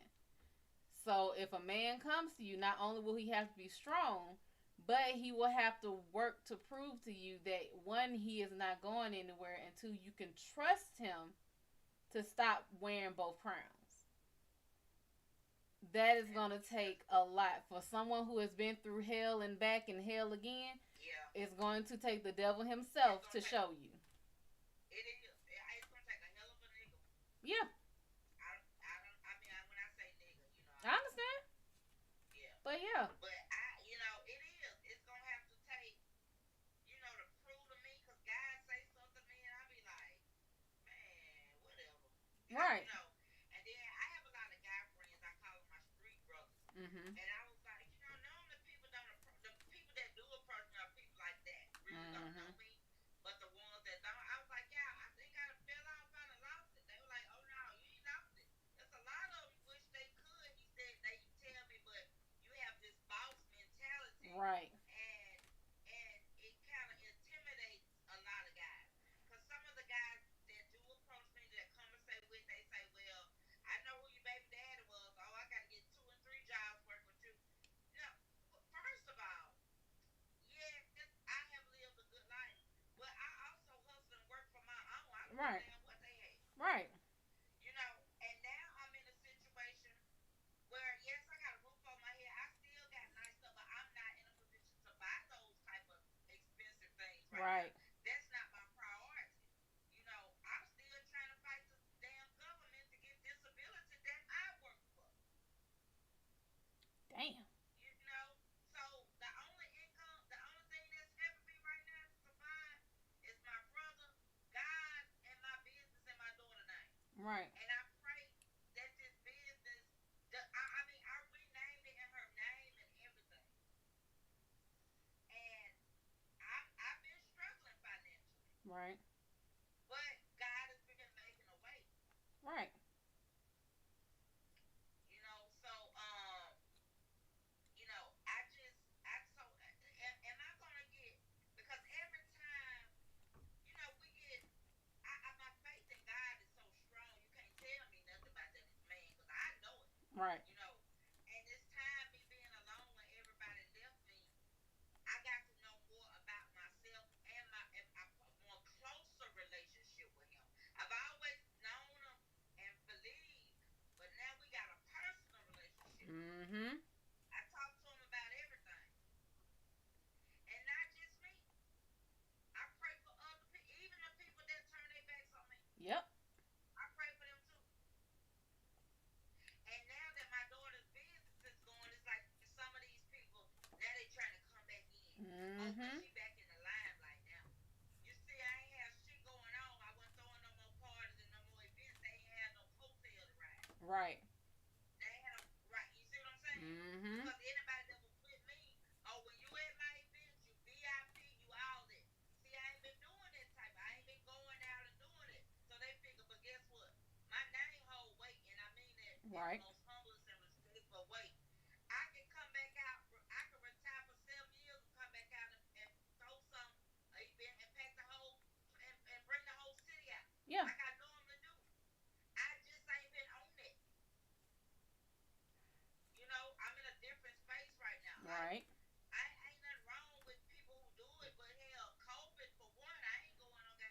You ain't You lying. know, I gotta protect myself. You Right. know, and I got a son. My oldest son is incarcerated.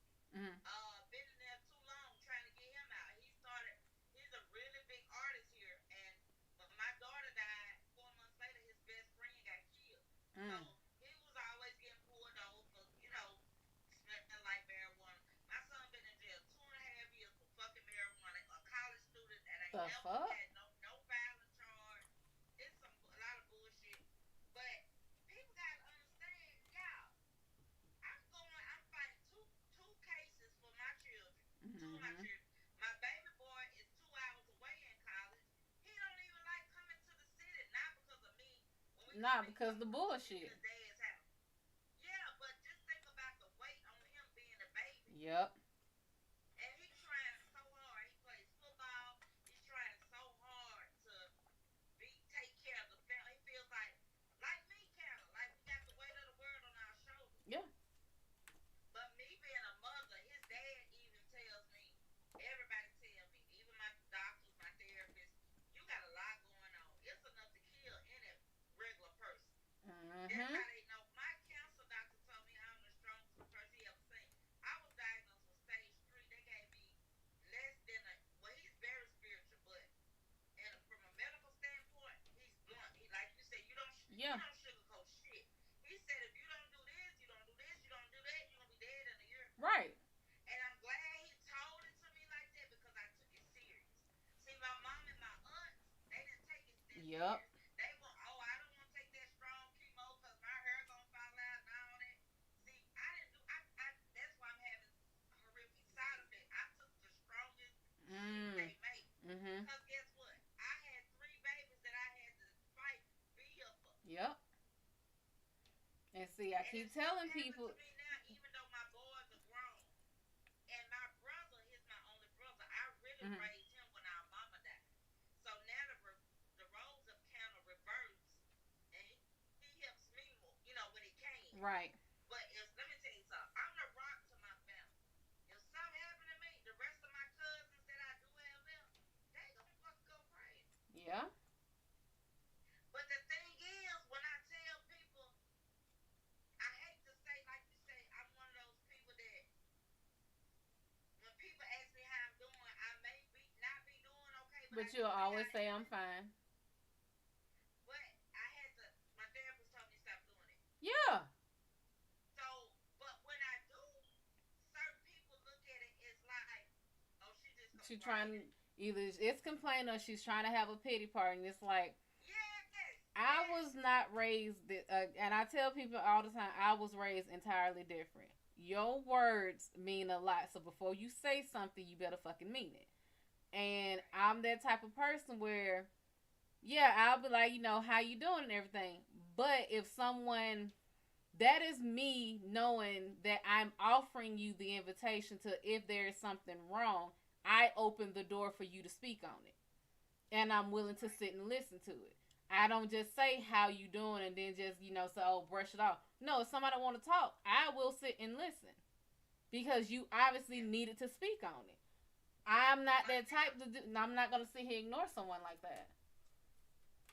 right, and so I said, okay, well, they want me to tell them when stuff is going on, and when I do tell them, it's like that. I don't know if people think I made a fucking steal or if I got some kind of money tree, but I told them lately, I'm fucked up. I need some help. I'm crying out for help. Mm-hmm. I swallowed my pride and asked people around me for help. Mm-hmm.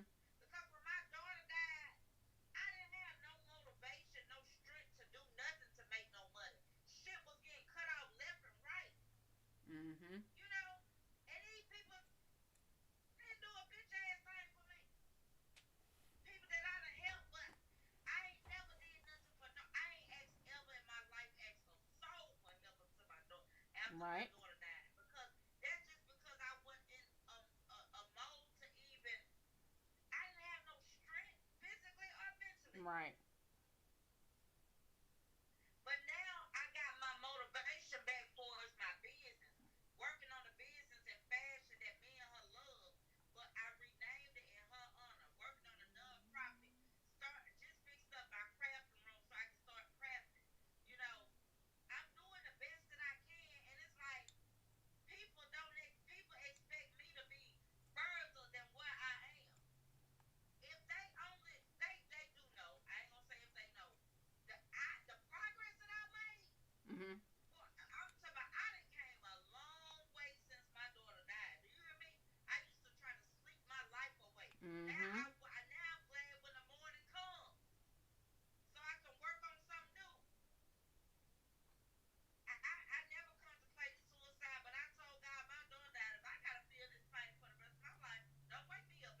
Mm-hmm. You know what I'm saying? But I felt like that, but I never stopped praying for strength. Right. And my faith, my grandma said, long if your faith the size of a mustard seed, long if you got it, just keep it. Don't ever give up on him. You can give up everything else and everybody else. Just don't ever give up on God. And you know, some people may look at me like, damn, I'm very intelligent. Like, I was a teen mom. My oldest son actually graduated high school at 16. He's the one that's incarcerated. Mm-hmm. All three of my kids graduated high school, and all three of my kids attended college. I'm very smart. You know what I'm saying? Mm-hmm. But I'm a realist, and people think because I can talk to you about business. I can talk to you about street shit. Right. You know what I'm saying? And then I can turn around and talk to you about God. That's because I'm not a hypocrite. Right. You know what I'm saying? And a lot of people can't take my realness. And so, you know what? One prayer that I'm finna go. I'm gonna let you go because I probably took too much of your time. Oh, honey, you don't see nobody else asking questions. But they probably listen to me. Somebody said they like how real she is. Mm-hmm. But I'm just being honest. This is my life, and at this point, like when my daughter died, when everybody was turning on me, I was trying my best to prove to them, like, y'all, I'm just going through something. I'm gonna get better. Y'all know this ain't me. But you know what? I'm on my Tupac shit. Fuck the world. Right. I don't give a fuck what nobody thinks. I'm not trying to prove myself to no fucking body no more. When they turn their backs on me, I'm going through. I'm not saying that nobody else goes through nothing. That's why I take out the time. It don't Mm-hmm. take but 5 seconds to text somebody and check on somebody. Right. And I still do it. I still check on other people, and I was still trying to make it work. Now I'ma still pray for them, and I'ma still check on. But for that extra shit, oh no, Right. I ain't doing it. That shit is dead like Fred. I keep telling people. I told people each of my shows is something different. I told people when I get to the point where I feel like I'm giving you more than I'm getting back, and there's no effort. I get if you can't afford, like, I'm not a big money person, like, shit, we just hang out, it don't matter. But if I feel like I'm doing more than you, like, for instance, I've known some of my friends for almost 18 years. Every time there's a major storm like we're having now, the storm hits their area first, and I was always calling them in the morning, hey, y'all good? Kids need anything? But if a storm came through here, if anything happened, I never heard from them. I don't hear from them until it's like their birthday to go out and do something with them. Other than that, I just cut their ass off. Yep. And see, that's me too. Like, it's not even about the big gifts or nothing like that because ain't nobody never did that for me but my kids, daddy, and myself. Yeah, I done had Mercedes and all that. You know what I've been driving? When my daughter died, that car smelled like her. So it took me like 6 months to even get behind the wheel, first of all. Mm-hmm. You know, because I was having PT. I didn't know. I got PTSD and didn't even know I had. You know, Mm-hmm. from the accident. So when I finally started driving again, and she used to drive my car, I said, "Fuck that man," and sold it. I've been Mm-hmm. driving one of my son Honda. I'm not materialistic. Mm-hmm. I like nice things, but I'm not materialistic. Right. That shit don't make me. Right. Hell, you can't take it with you. I don't give a damn if they bury it with you or not. No, then it'll come in due time. Like, I'm not working on that right now, but I do got the mind of a billionaire. I feel like I'm gonna be rich, not just in financially. Mm-hmm. I can see myself traveling from city to city, going to tell my testimony to help people. Yeah. Cause God ain't got like you said, everything happened for a reason. This man ain't kept me here through all this for nothing. Right. And you know, sometimes I get tired and I be like, well, God, who gonna be here for me when I'm crying and breaking down? I ain't got nobody. Look, the last show I did, and I say this on a lot of shows. When I sit here and tell people it is okay to be by yourself, because the one fucking person you better learn to love is yourself. Because when you have no one, and I mean no fucking one, that person in that mirror is with you 24/7, no matter what. So you better get to know them. I am my own best friend. Me, myself, and I, we crack jokes. We watch TV. We argue about what the fuck we gonna cook. I don't feel like cooking. Well, hell, I'm hungry and I don't feel like spending money. We will argue. So I am gonna be my own best friend. You Me too. are your own best friend. You got But God. I got the you know what the ancestors. problem is? People keep telling me it's time for me to put myself first. Yeah, That's hard though for me, because you're a especially healer. being a mother. You're a healer. You're a nurturer. It is very hard for people like us to see him put ourselves first until we have no choice. It is, yeah. Right now, you're getting to the position where you have no choice. It is either Right. you Now be I with put in a you, position where I have no choice. right? It's either you learn to love you, learn to be your best friend, and you put yourself first, or you make yourself sick trying to worry about other people. I'm not taking nobody else's corona. That's not I'm me. telling you. And Mm-mm. you know what? It's been so many people close to me that passed since my daughter. The only funeral service I've gone to is my grandmother's, and I barely made it there. I'm talking about close people have passed. Mm-hmm. And you know, people feel a certain way because I don't come to services.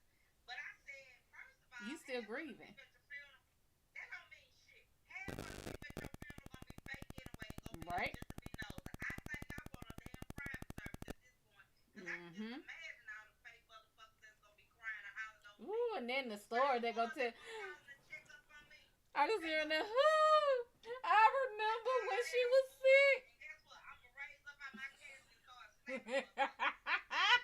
Like, please have me in attendance. Like, excuse me. I only knew her on Big O. However, I know you're lying.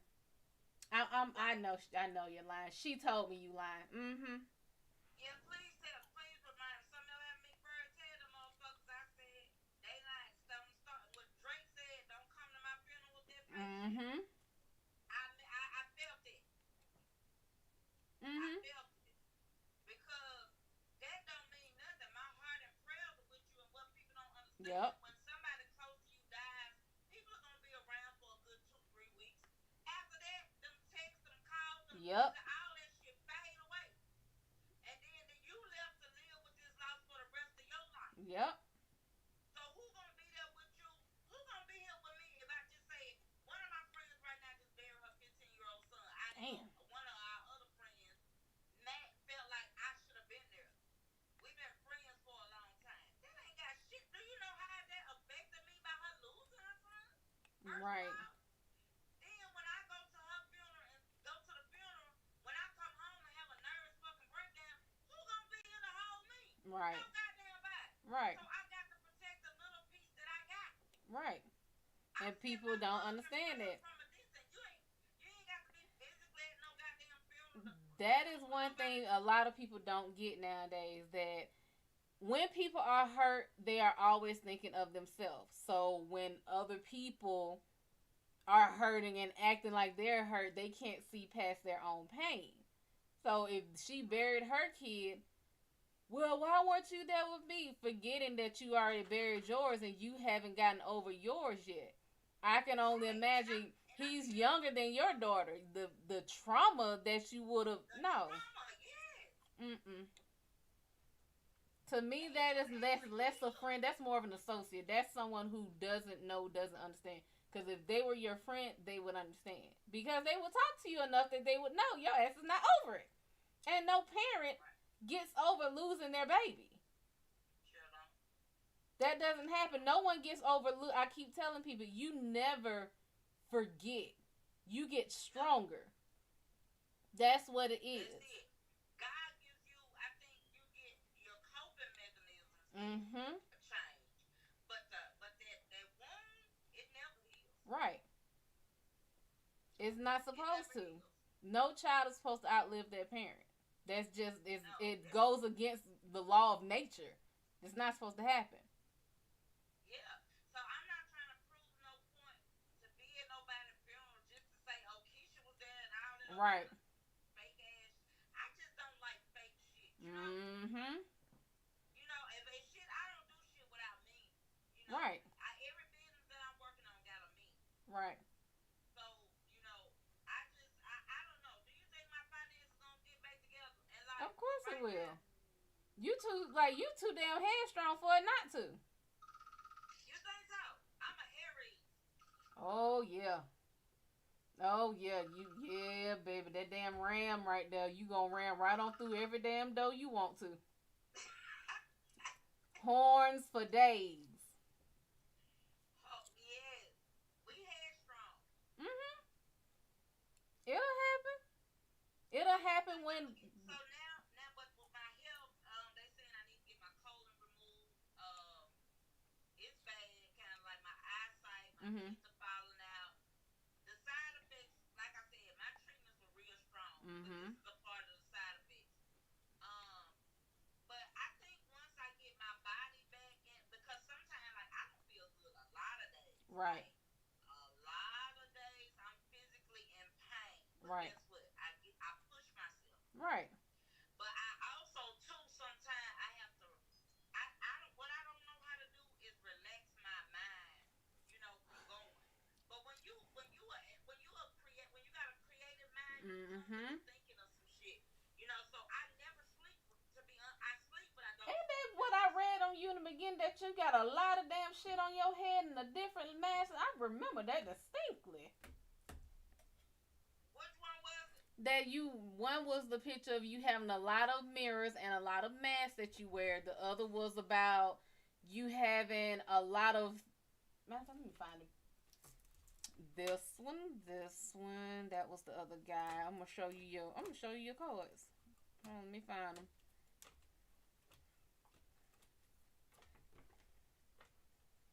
This was one of them. Where's the others? That one.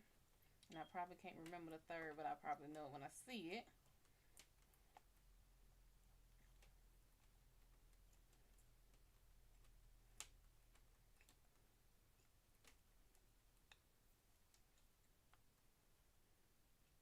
And these was your three cards. This is your face. The mirrors are the different reflections that you see. The different masks that you wear. The Matryoshka dolls, or the Russian nesting dolls, which is the doll you open up, there's another one. Open up, there's another one. That is exactly you, because you always have to put on a brave front, is what I said. This is you, and I said you all have like the perfect picture of someone who can handle it all, who can do it all.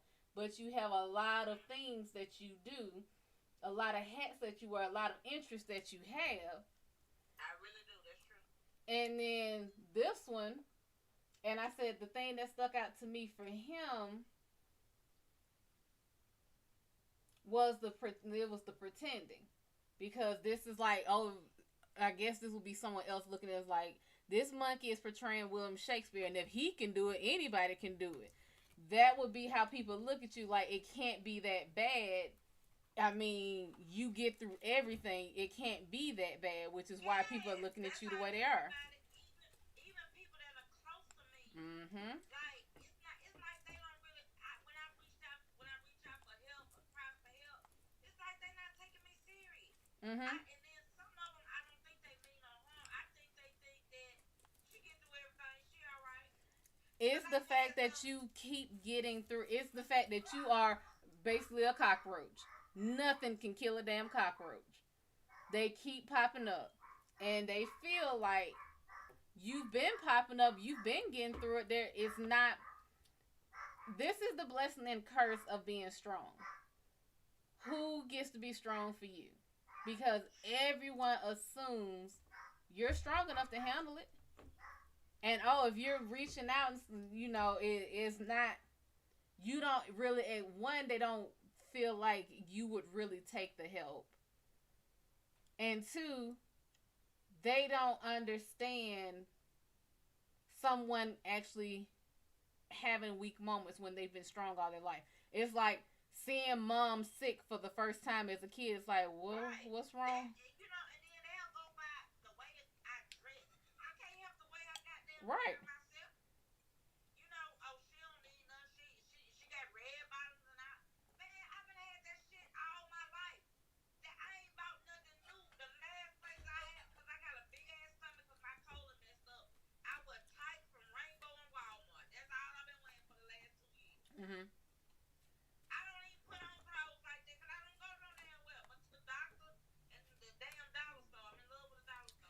Honey, I love me some dollar store. Girl, I love the dollar stores. I'm starting to act just like my grandma. But I'm okay with it. I'm okay with it. But I just don't understand, like, why these people, like, when I told them, I done told them I need help. And they don't, I don't know if they don't believe it or It's a they mix. don't want to do it. It's a mix. It's Half of probably is a little bit of all of it. some of them don't believe it because they're like, well, her daughter died 4 years ago. I mean, she should be over it. People don't understand that you can grieve how long you fucking want to. It could be 4 years or 40 years. That is still And your I baby. always tell people that when people call me when they lose a child or a parent or something, I say, let me tell you from the door, you're going to have people that going to judge you. However you grieve, you are entitled to. Right. As long as you're not hurting nobody else, like you go out there killing Right. cats or As long something. as you ain't hurting nobody or doing nothing like drugs. Right. You know what my therapist told me? He's an older man. He Mhm. said, I've been doing this 40 years. A lot of people that the stuff that you went through, oh, they would have been strung out on drugs. Yep. And you know, you still standing. Yeah. I said, do you think I'm crazy? Because people think because I speak my mind, I'm crazy. He said, no, you're very sane. You're just woke and you're a realist. He said, but the people that talk about you, that say you tell your story for attention and sympathy, he said, those are the people that I think need some therapy. Mhm. And it's mainly because in the black community we look down on seeing therapists and seeing doctors and all that kind of shit. We've been brought up that's that's that pretty much that white people shit. Crazy. Right. Because when my family first heard I was going to therapy, they was talking about that's when people go to be in the crazy house. Yeah, I am not crazy. I have been diagnosed with major depression, PTSD, and anxiety panic disorder. Yeah. All that came with my daughter passing. Yeah. And when we start normalizing it, there's nothing, which I tell people on here, it's nothing wrong with it. Mental health doesn't mean just schizophrenia. Right. Mental health is depression and all that. And I had a talk with a group of people. I said, a lot of y'all fuckers dealing with it too. Yeah. Why you think y'all popping pills, drinking alcohol, what I tell y'all? Or whatever kind of what I tell y'all? Recreational drugs, but y'all are self-treating. Yep. Y'all self-medicate. Y'all trying to What I hide. tell you? You know what I'm saying?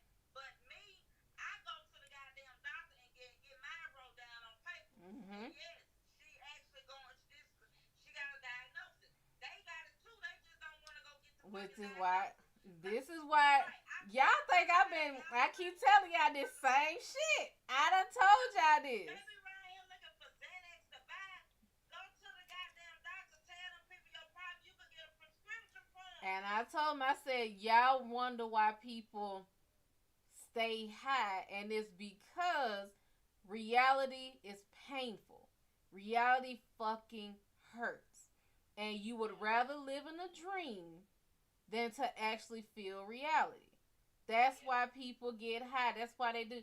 They can't handle the shit that comes with life.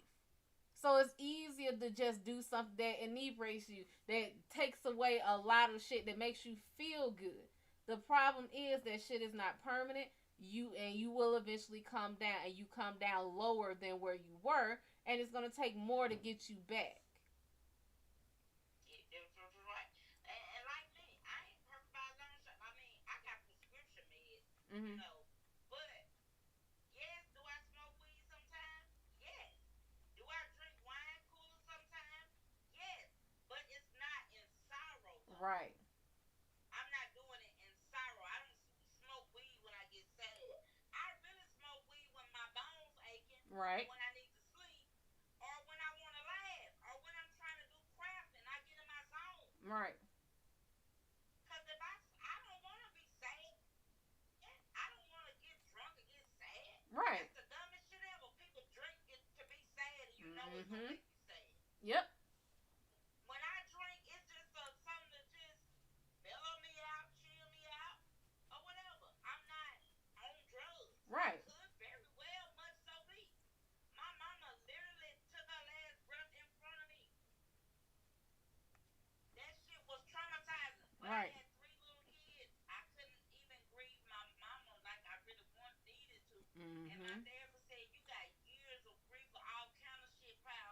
Yep. And when it come out, literally got the weight of the world on your shoulders.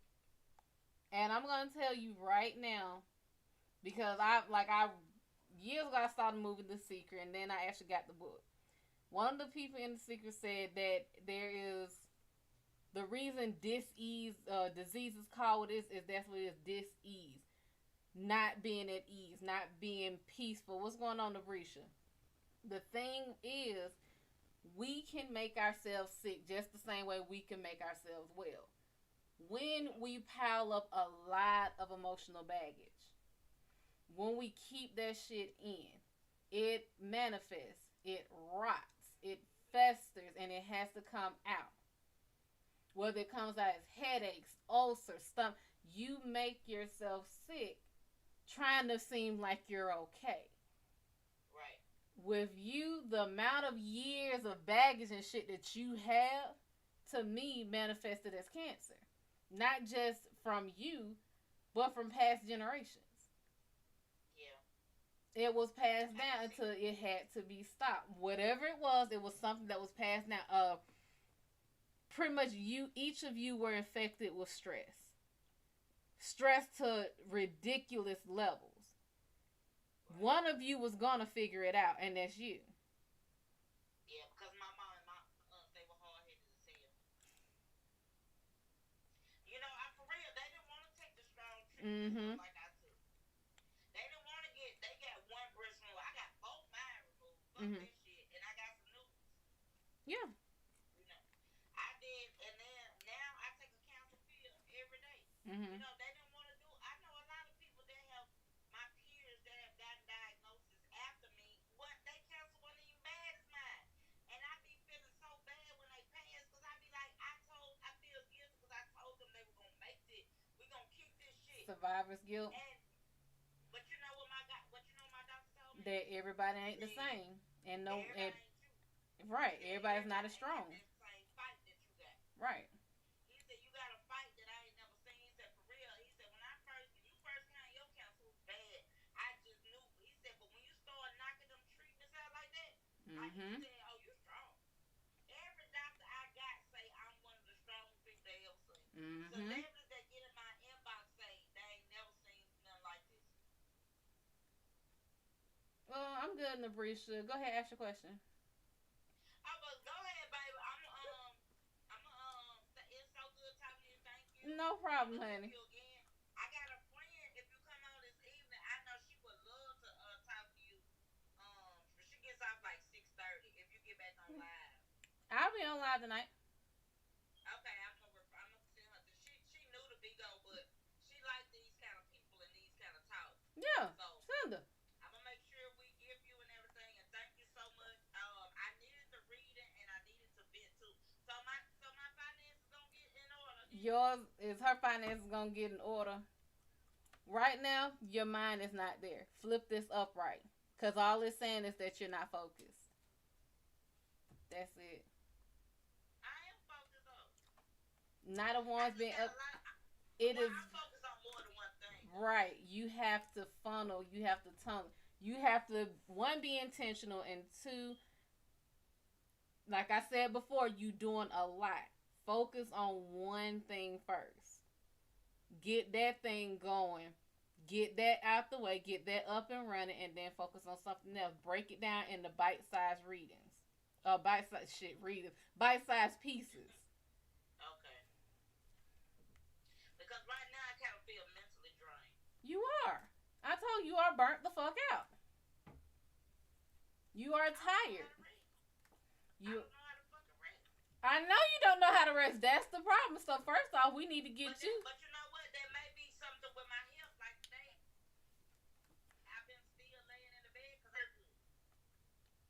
God probably said, sit your ass down. That's exactly what I said for you guys. Sit your ass down and rest sometime. But I be feeling like I'm not being productive when I rest. How you gonna be productive? You can't be productive if you're dead. So. Oh, you sound like my damn grandma. My grandma used to say I work too hard and all that kind of stuff. It is okay to rest. It is okay to take breaks. You are not a damn robot. Hell, even robots break down.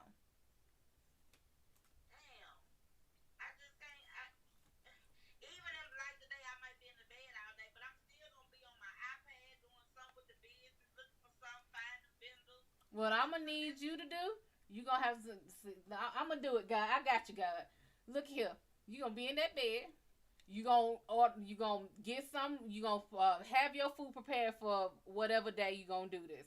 Go in the kitchen, cook you up, or order whatever you gonna have for the next day. I want you to take your ass to bed. I want you to wake up whenever you decide to wake up. Whenever your body say, "I'm tired of being asleep."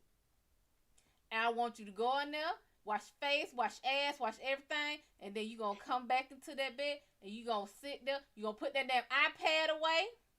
You gonna put it on do not disturb. You gonna put the phone on do not disturb. You gonna put it in a whole nother damn room. You gonna sit. You gonna watch some good stories. You gonna watch some good TV. Eat you some good food. Don't get that damn phone until the next day. I'm gonna need you to do it. I'm gonna need you to do it. You need a day of that. I ain't did that shit and I can't tell you I don't know how long. You need a day of that. This gonna be hard. I'm gonna need you to get together, ma'am. You sound like my grandma, my doctor. They said, cause you ain't gonna be here to try to finish out the dreams you trying to do. Exactly. So I'm gonna need you to go ahead and you need to tell me what we eating that day so I know what we done had, and I'm gonna ask you exactly how it tastes and what shows you don't watch. That way I can read up on them, and I'm gonna know if you're lying or not. And I'm out. How many shows did we watch? Cause it should take you this long to get to this episode. If you only on episode 3 in the whole day, you better have been sleep. And you know what? My doctor told me too. I do have pills to help me sleep, right? But I don't take them till like 3 o'clock in the morning because I be up to like 4 or 5. I be working. I'm gonna need you to stop. I'm gonna need you to. Even I decided I was gonna sit here and for some reason decide to start going to bed. Let's put it like this: when you supposed to, your body will do it for you. But I'm gonna need you to go ahead, make you a little cause I said I was gonna do it. Make me a little night routine. Probably do some yoga or something. But I need you to do a decompressing, de-stressing routine that starts about an hour to 2 hours before you gonna go to bed. So whatever you do at a certain time, everything, phone, iPad, everything gets put to the side. But I think I'm nocturnal. I got more energy at night. I do too. But most and it's a circadian rhythm thing, but naturally your rhythm starts changing over time anyway. I would say to try it because I learned one thing about me. It's less about me being like nocturnal and more about my body likes a specific amount of sleep, which is 7 hours. I don't know why. I have tried less than 7. I have tried more than 7. Each time I woke up exhausted. So if you know, I ain't got no parents. My shit is all over the place. mine used to be all over the place, but it's also it started calming down when I got rid of the stress.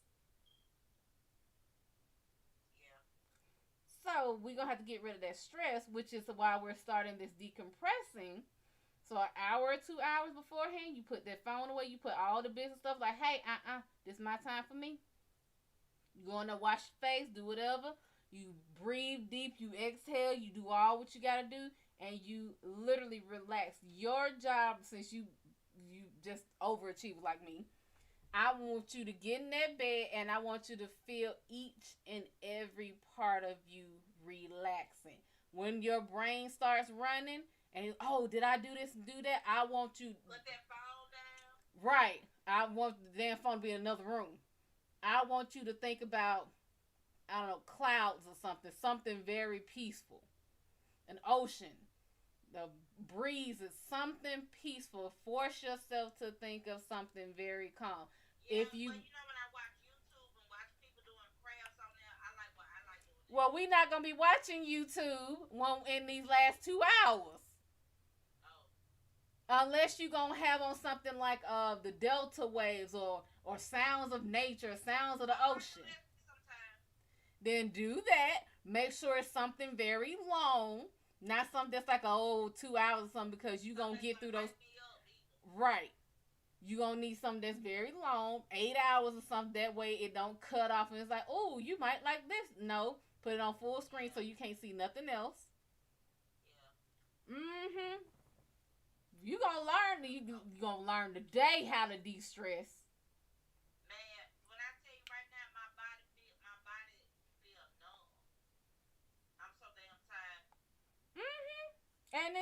it's 3:42, ma'am. You can have a nap. I love me some No, I naps. can't. Why you I can't? can't take no nap in the daytime. Ooh, you sound like my mom. My mom can't stand napping in the daytime.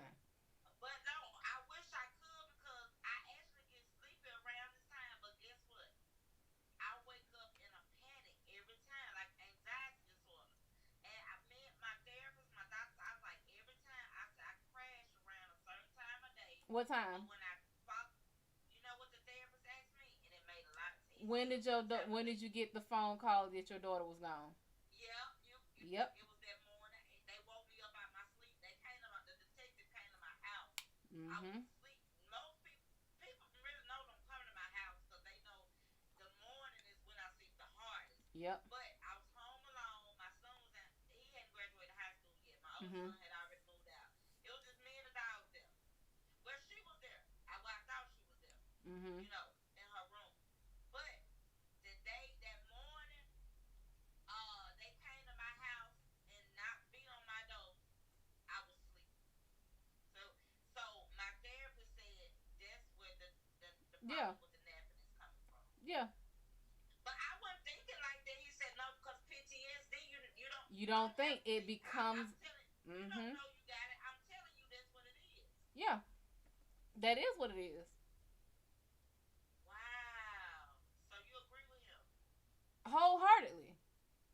You naturally correct. I guarantee if you're the type like me, I go sleep 3 o'clock, 5 o'clock in the morning. My body will naturally wake up about 10 o'clock, no matter what. Mine too. Uh-huh. I guarantee, let's see, 6 hours later, which is roughly around this Right, time, you sleep. you get sleepy. Uh-huh. Cause it's a 6 hour time period for me. 6 hours in, I'm getting sleepy. Right. So around 1, 2 o'clock is when I try to lay down and go to sleep. If I wake up earlier, when that usually when my body done put me to sleep early. So if I wake up at 6, about 10, 11 o'clock, I'm falling asleep.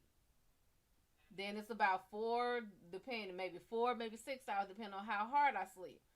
But by this time, I would probably be roughly just waking up. You have this same rhythm, but you also, it is, I know me because I stay up a lot because my ass don't know how to sleep. You can break this rhythm. And it's strictly for the fact that you are so busy minded, and at night it's easy because the whole world is quiet. Everyone is still, everything is still, everything else is asleep. I So love nighttime. I love it. Absolutely do. Which is why I decided instead of just staying up all night, I could just go to sleep early and just wake up earlier. That works too. But you are traumatized because you feel like your body is tired. It wants to sleep. I guarantee right now you should be getting a headache. I do got one now. Uh-huh. Your body's tired. It's running on fumes. And I'm guaranteeing you have not drunk any water today, which you need to go in there and drink some water. But I got some right beside me. I ain't touched it. uh-huh, drink some water because your body's I took dehydrated. my medication, but I took it with Gatorade. Drink some water because you are dehydrated. Now, other than all that, now that you're tired, your body is physically tired. It's running low. Have you eaten? I ain't gonna lie. I feel like my body shut down. I'm just being honest. It's not that it's shutting down. It is that it's not shutting down as in you're about to die. It's falling asleep. Yeah. It is like running a car with no oil in it. It's burning up and burning out. One thing you're gonna have to do is, even if, like, let's say if it's like 11 o'clock when the phone call came in, maybe fall asleep at 12. That way you get up at 6, or maybe you fall asleep at 10 or 9 and you get up and it's 4 o'clock in the morning. It still feels like the daytime. That way you're up, you're ready. Again, have you eaten? No. I know it, because you're hard headed.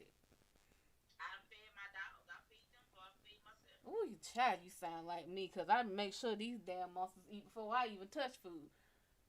Go get you something to eat.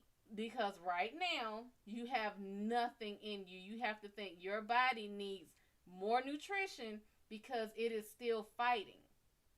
Right. That's why people, when they're sick, they get sleepy because your body is still trying to fight this infection off.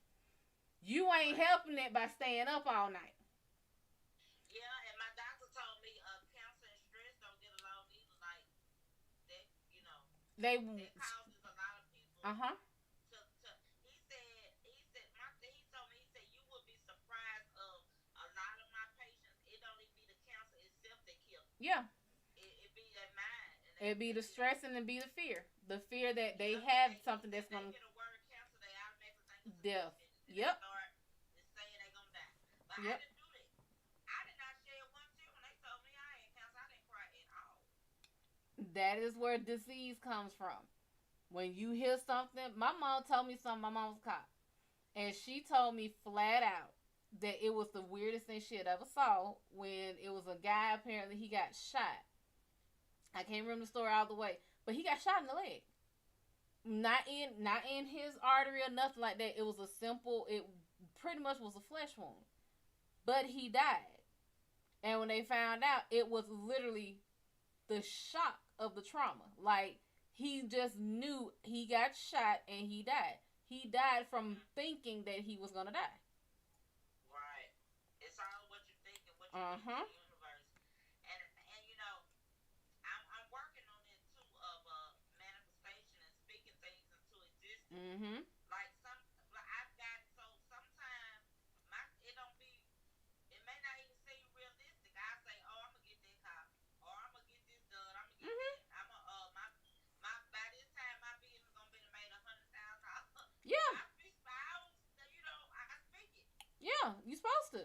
But on myself though, I gotta start speaking better of me Right. myself. Like I am going to get well. Like I am not sick. I Don't. do not cancer will not take Okay. over. So this is I another gotta thing. speak it. This is another thing I keep telling people because people see him manifest, and I keep telling people they manifest in the wrong way. They wrong. Yep. Everyone manifests in the future. A lot of people, when they manifest, they say, I'm going to, I'm going to, no. You say you are. There should be nothing with That's right. ing in it. Now, I'm going to get this, I'm going to beat, no, I beat it. Even better, say it in the past tense. I beat it. Yeah. I am, well, Cause I I've don't already call beat it. myself a cancer patient. I call myself a cancer warrior. Right. Cancer survivor, say, I call anything that's in the past tense. And I was quarantined. Look, not to get out of surgery. My doctor had me quarantined because I was having symptoms. Well, I was thought I had sinus issues. So they did two tests on me. They were negative. But Mm. I said, if cancer ain't took me out, I be Like, damn if I let COVID take me out. Oh, hell no. like Hell Corona. no. Shh. Well, that's not the Man, C I'm worried about. my body done went, and my cancer had spread into my lymph nodes. So, but most people by now, but let me tell you something. Mm. God's so good. My it ain't in my none of my organs. Mm-hmm. Not in my lungs, not in my brain. My doctor real funny. He got a lot of jokes. He said your brain is very pretty. You're a Your little brain is hard. pretty. But you know what? He won't stay out my damn personal business because see, when I first got cancer, I was still in a relationship, right? Mm-hmm. So my significant other went to. When I tell that man that miss a beat, it was there. Now since I don't have nobody, not just my cancer doctor, my regular doctor, my therapist, they think this is too much for one person to bear alone. Mm-hmm. Yes, you got God, but you still need some human comfort sometimes. Yeah. Look, I'm gonna say what they too professional to say. It was like, you need some dick. Okay, that's pretty much what they was trying to say. Yeah. You need a little intimacy. Okay, listen, yes. My cancer doctor, he called me Beyonce. Not because of the look, no, he said the strength. You know how you be Sasha Fierce, what? Yeah, he sees strength. Mm-hmm. And so when I go to I gotta go to him Friday. This come Friday, Mm-hmm. he gonna ask me what the fuck Jay Z is, and I keep telling that man I don't. Yeah. I said, look, I don't know. Well, I told you I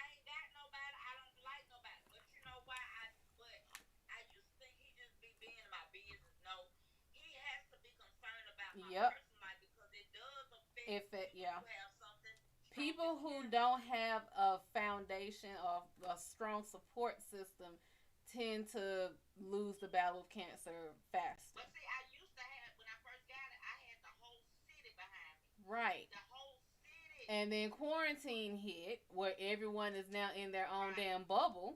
So of course he's And gonna my ask. daughter died, and that put me in another bubble. Right. So now I don't. I keep telling him, but I thought he was. But now I see why Mm-hmm. he wants me to have somebody. He wants you to Okay, go let me out. tell you this. Okay, let me tell you. I've been celibate for 3 years and 6 months. I Mm-hmm. can't believe this shit. Mm-hmm. Okay, so me and my friend, the one I was telling you about. First of all, I don't want no. I don't feel like no dude dealing with no dude right now. But I'm still a young woman, and you know I still work down there. You Right. know, we was. She said the little pink toy that's floating around Instagram. She said, Keisha, I think you should order it. She said, baby, I think a lot of stress will be lifted Let me off you tell if you you get that something. toy. Let me tell you something.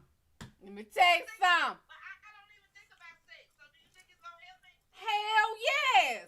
I guarantee you. Look here. Let me tell you something. Now I didn't get that. Reach out to them. What it is? Info. I have reached out and told them I need them. Don't nobody take it serious. Look here. Look here. I'm gonna tell you. That little rose toy. Now I didn't get it. I know somebody who did, and they were just like. I know everybody got that. But see, the thing that I got was before that toy was big. The other thing that I got, let me tell you, I read the reviews. When I say this lady said in the review, don't be alone in the house. Make sure you got water next to you. And she said like it had she was so damn dehydrated because how it did. So I didn't believe the shit. Look here. Long story short, she was right. She was damn right. She was right as hell. And I tried to get the hell up off the bed, and I look worse than a baby colt trying to learn how to walk. I just sat back down and I took. I was glad as hell that I had them juice and crackers next to the bed, because yeah, you damn near felt like you gave damn blood giving that damn shit, and I was just say, is this what the devil do? You know what? I told my friend, I said, well, you know, my dogs, they my shadows. They follow me. I said, maybe I can go in the bathroom. She said, nah, you ain't had none in 3.5 years. The bathroom, your ass gonna be to pass out on the floor. Yeah, you now you gonna have to be. I'm telling you, want to be in the bed. Lock them down. That's exactly what I did. First, they locked their ass out the damn room, and I just sat there floating, just like, you know what? Okay, let me ask you this though, and I'm gonna go.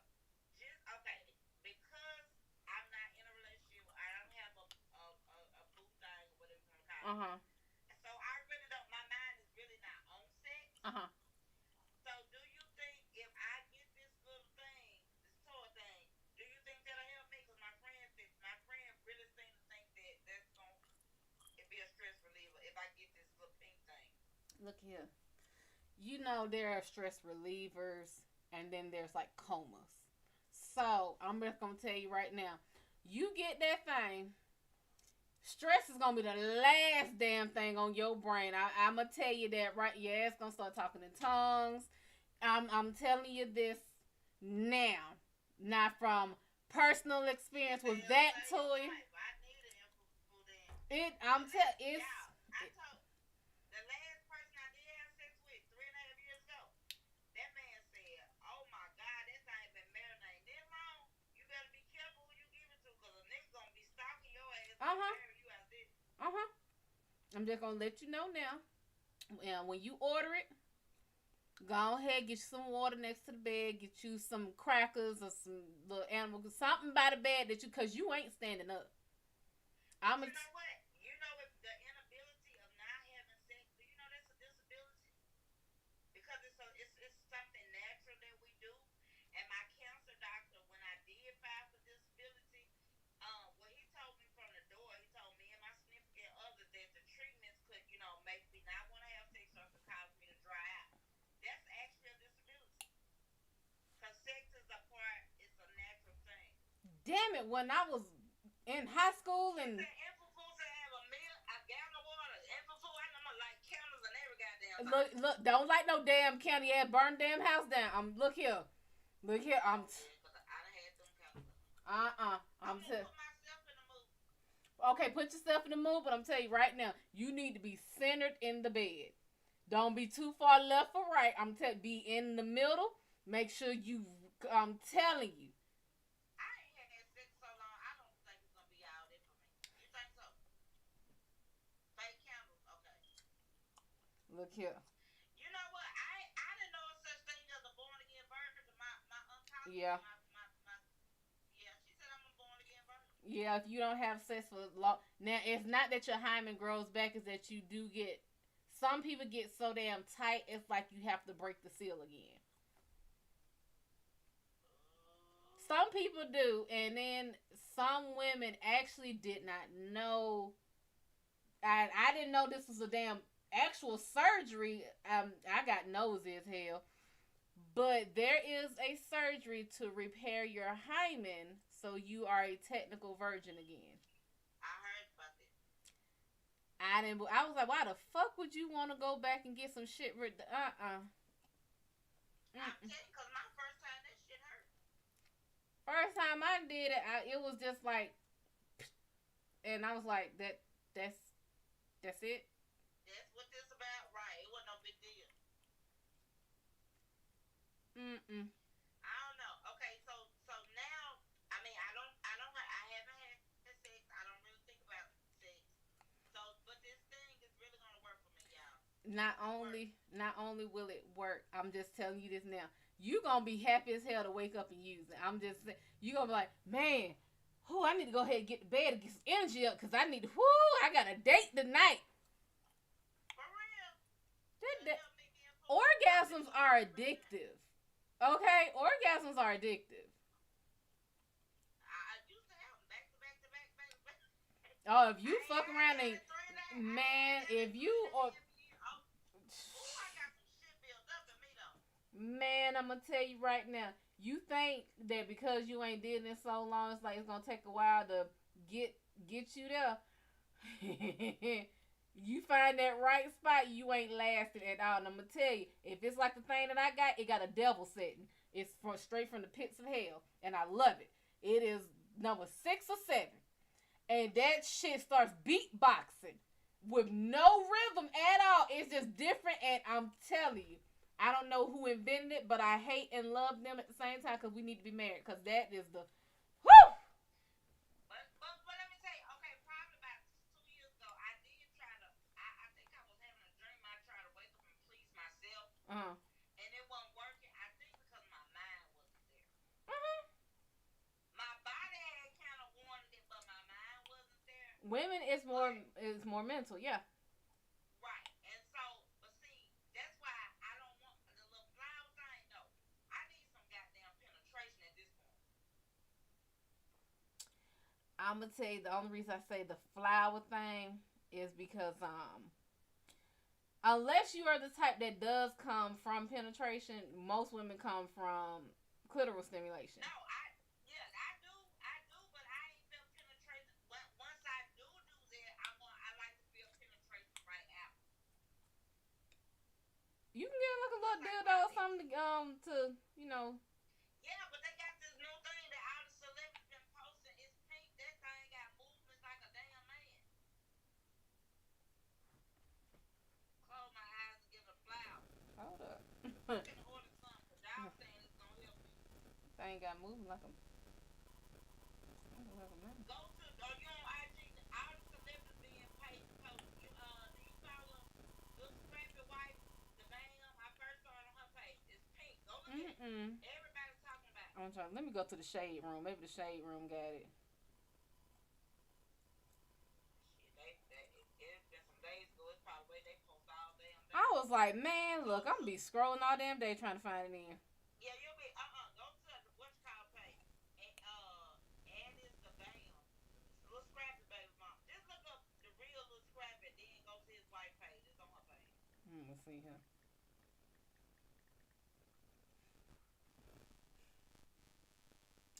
Whatever the company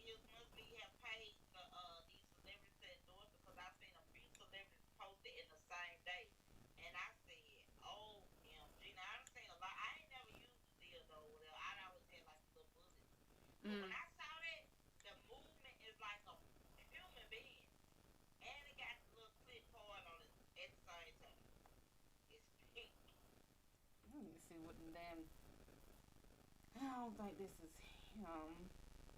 I think it's the real little Scrappy. Something like that. That's his name on Instagram.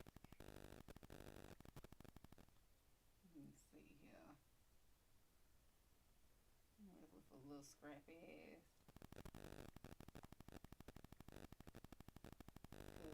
I need to see what this thing is.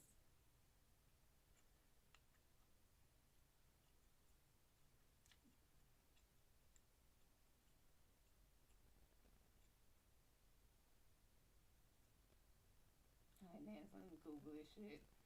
I'm talking about all the celebrities posting. Let's see.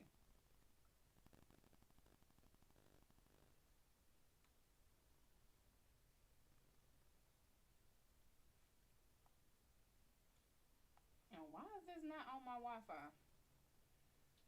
Michelle, give me just a second, honey.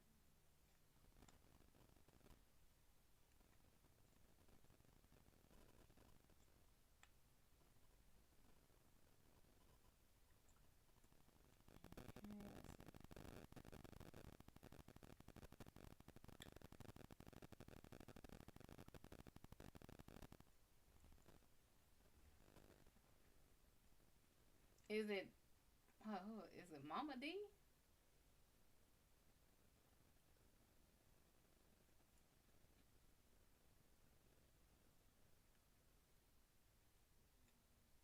No, I don't think.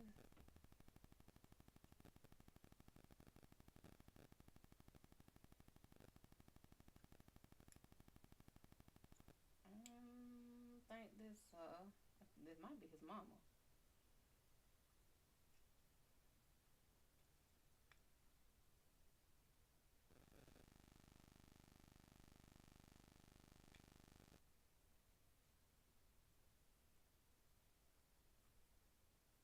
Uh-oh.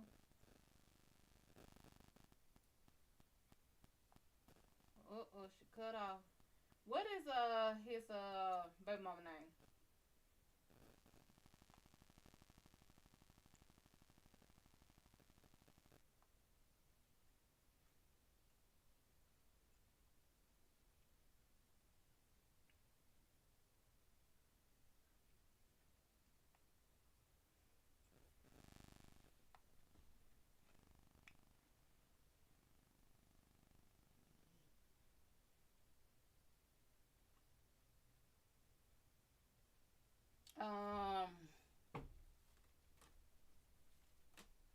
Michelle, if you still there, ask your question again, honey.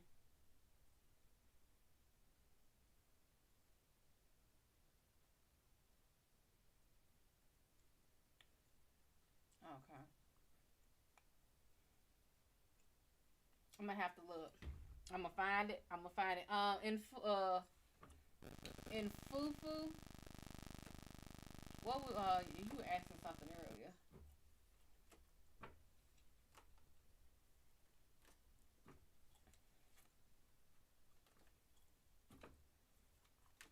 What kind of reading were you asking for? How do you get a reading? Ask.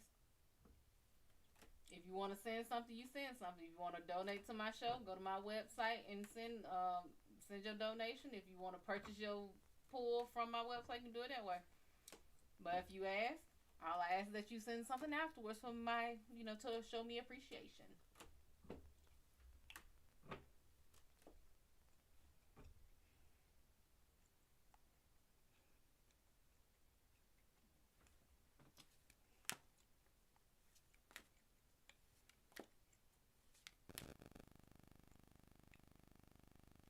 Look here, baby. We ain't doing all them damn things. Which one you want the most?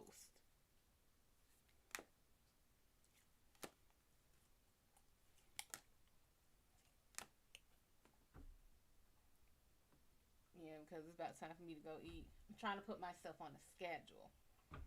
Okay, financial. Let's see here. Scooter, what's going on? You good? Maybe the fate smiled on you and gave you all three of your readings in one. I don't know. Knight of Cups is inverted. Don't be emotional with your movement. Whatever movements you make, don't be emotional with them. If it's in business, finances, or love, do not be overly emotional in the decisions that you make. Five of Coins is inverted. That is literally about not being broke anymore, not having financial difficulty anymore. And then Temperance is upright. This is about healing. Literally, they gave you all three of your fucking answers in one reading because they know me. Financial, don't move emotionally. Business, you ain't about to be broke. Love, heal yourself. Baby, when I say I'm good, I'm good. But let me go ahead and get up out of here because me, myself, and I have to eat. And I will come back on here later on tonight. It'll probably be around 9, 10 o'clock.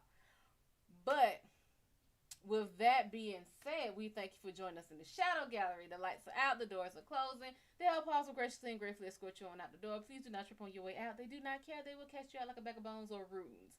If you would like to book your private session, donate to the show, or purchase a live pool, you may do so at my website, www.MadamShadO.com. No W in Shad'O. If you put a W in Shad'O, not responsible where you go or where you end up.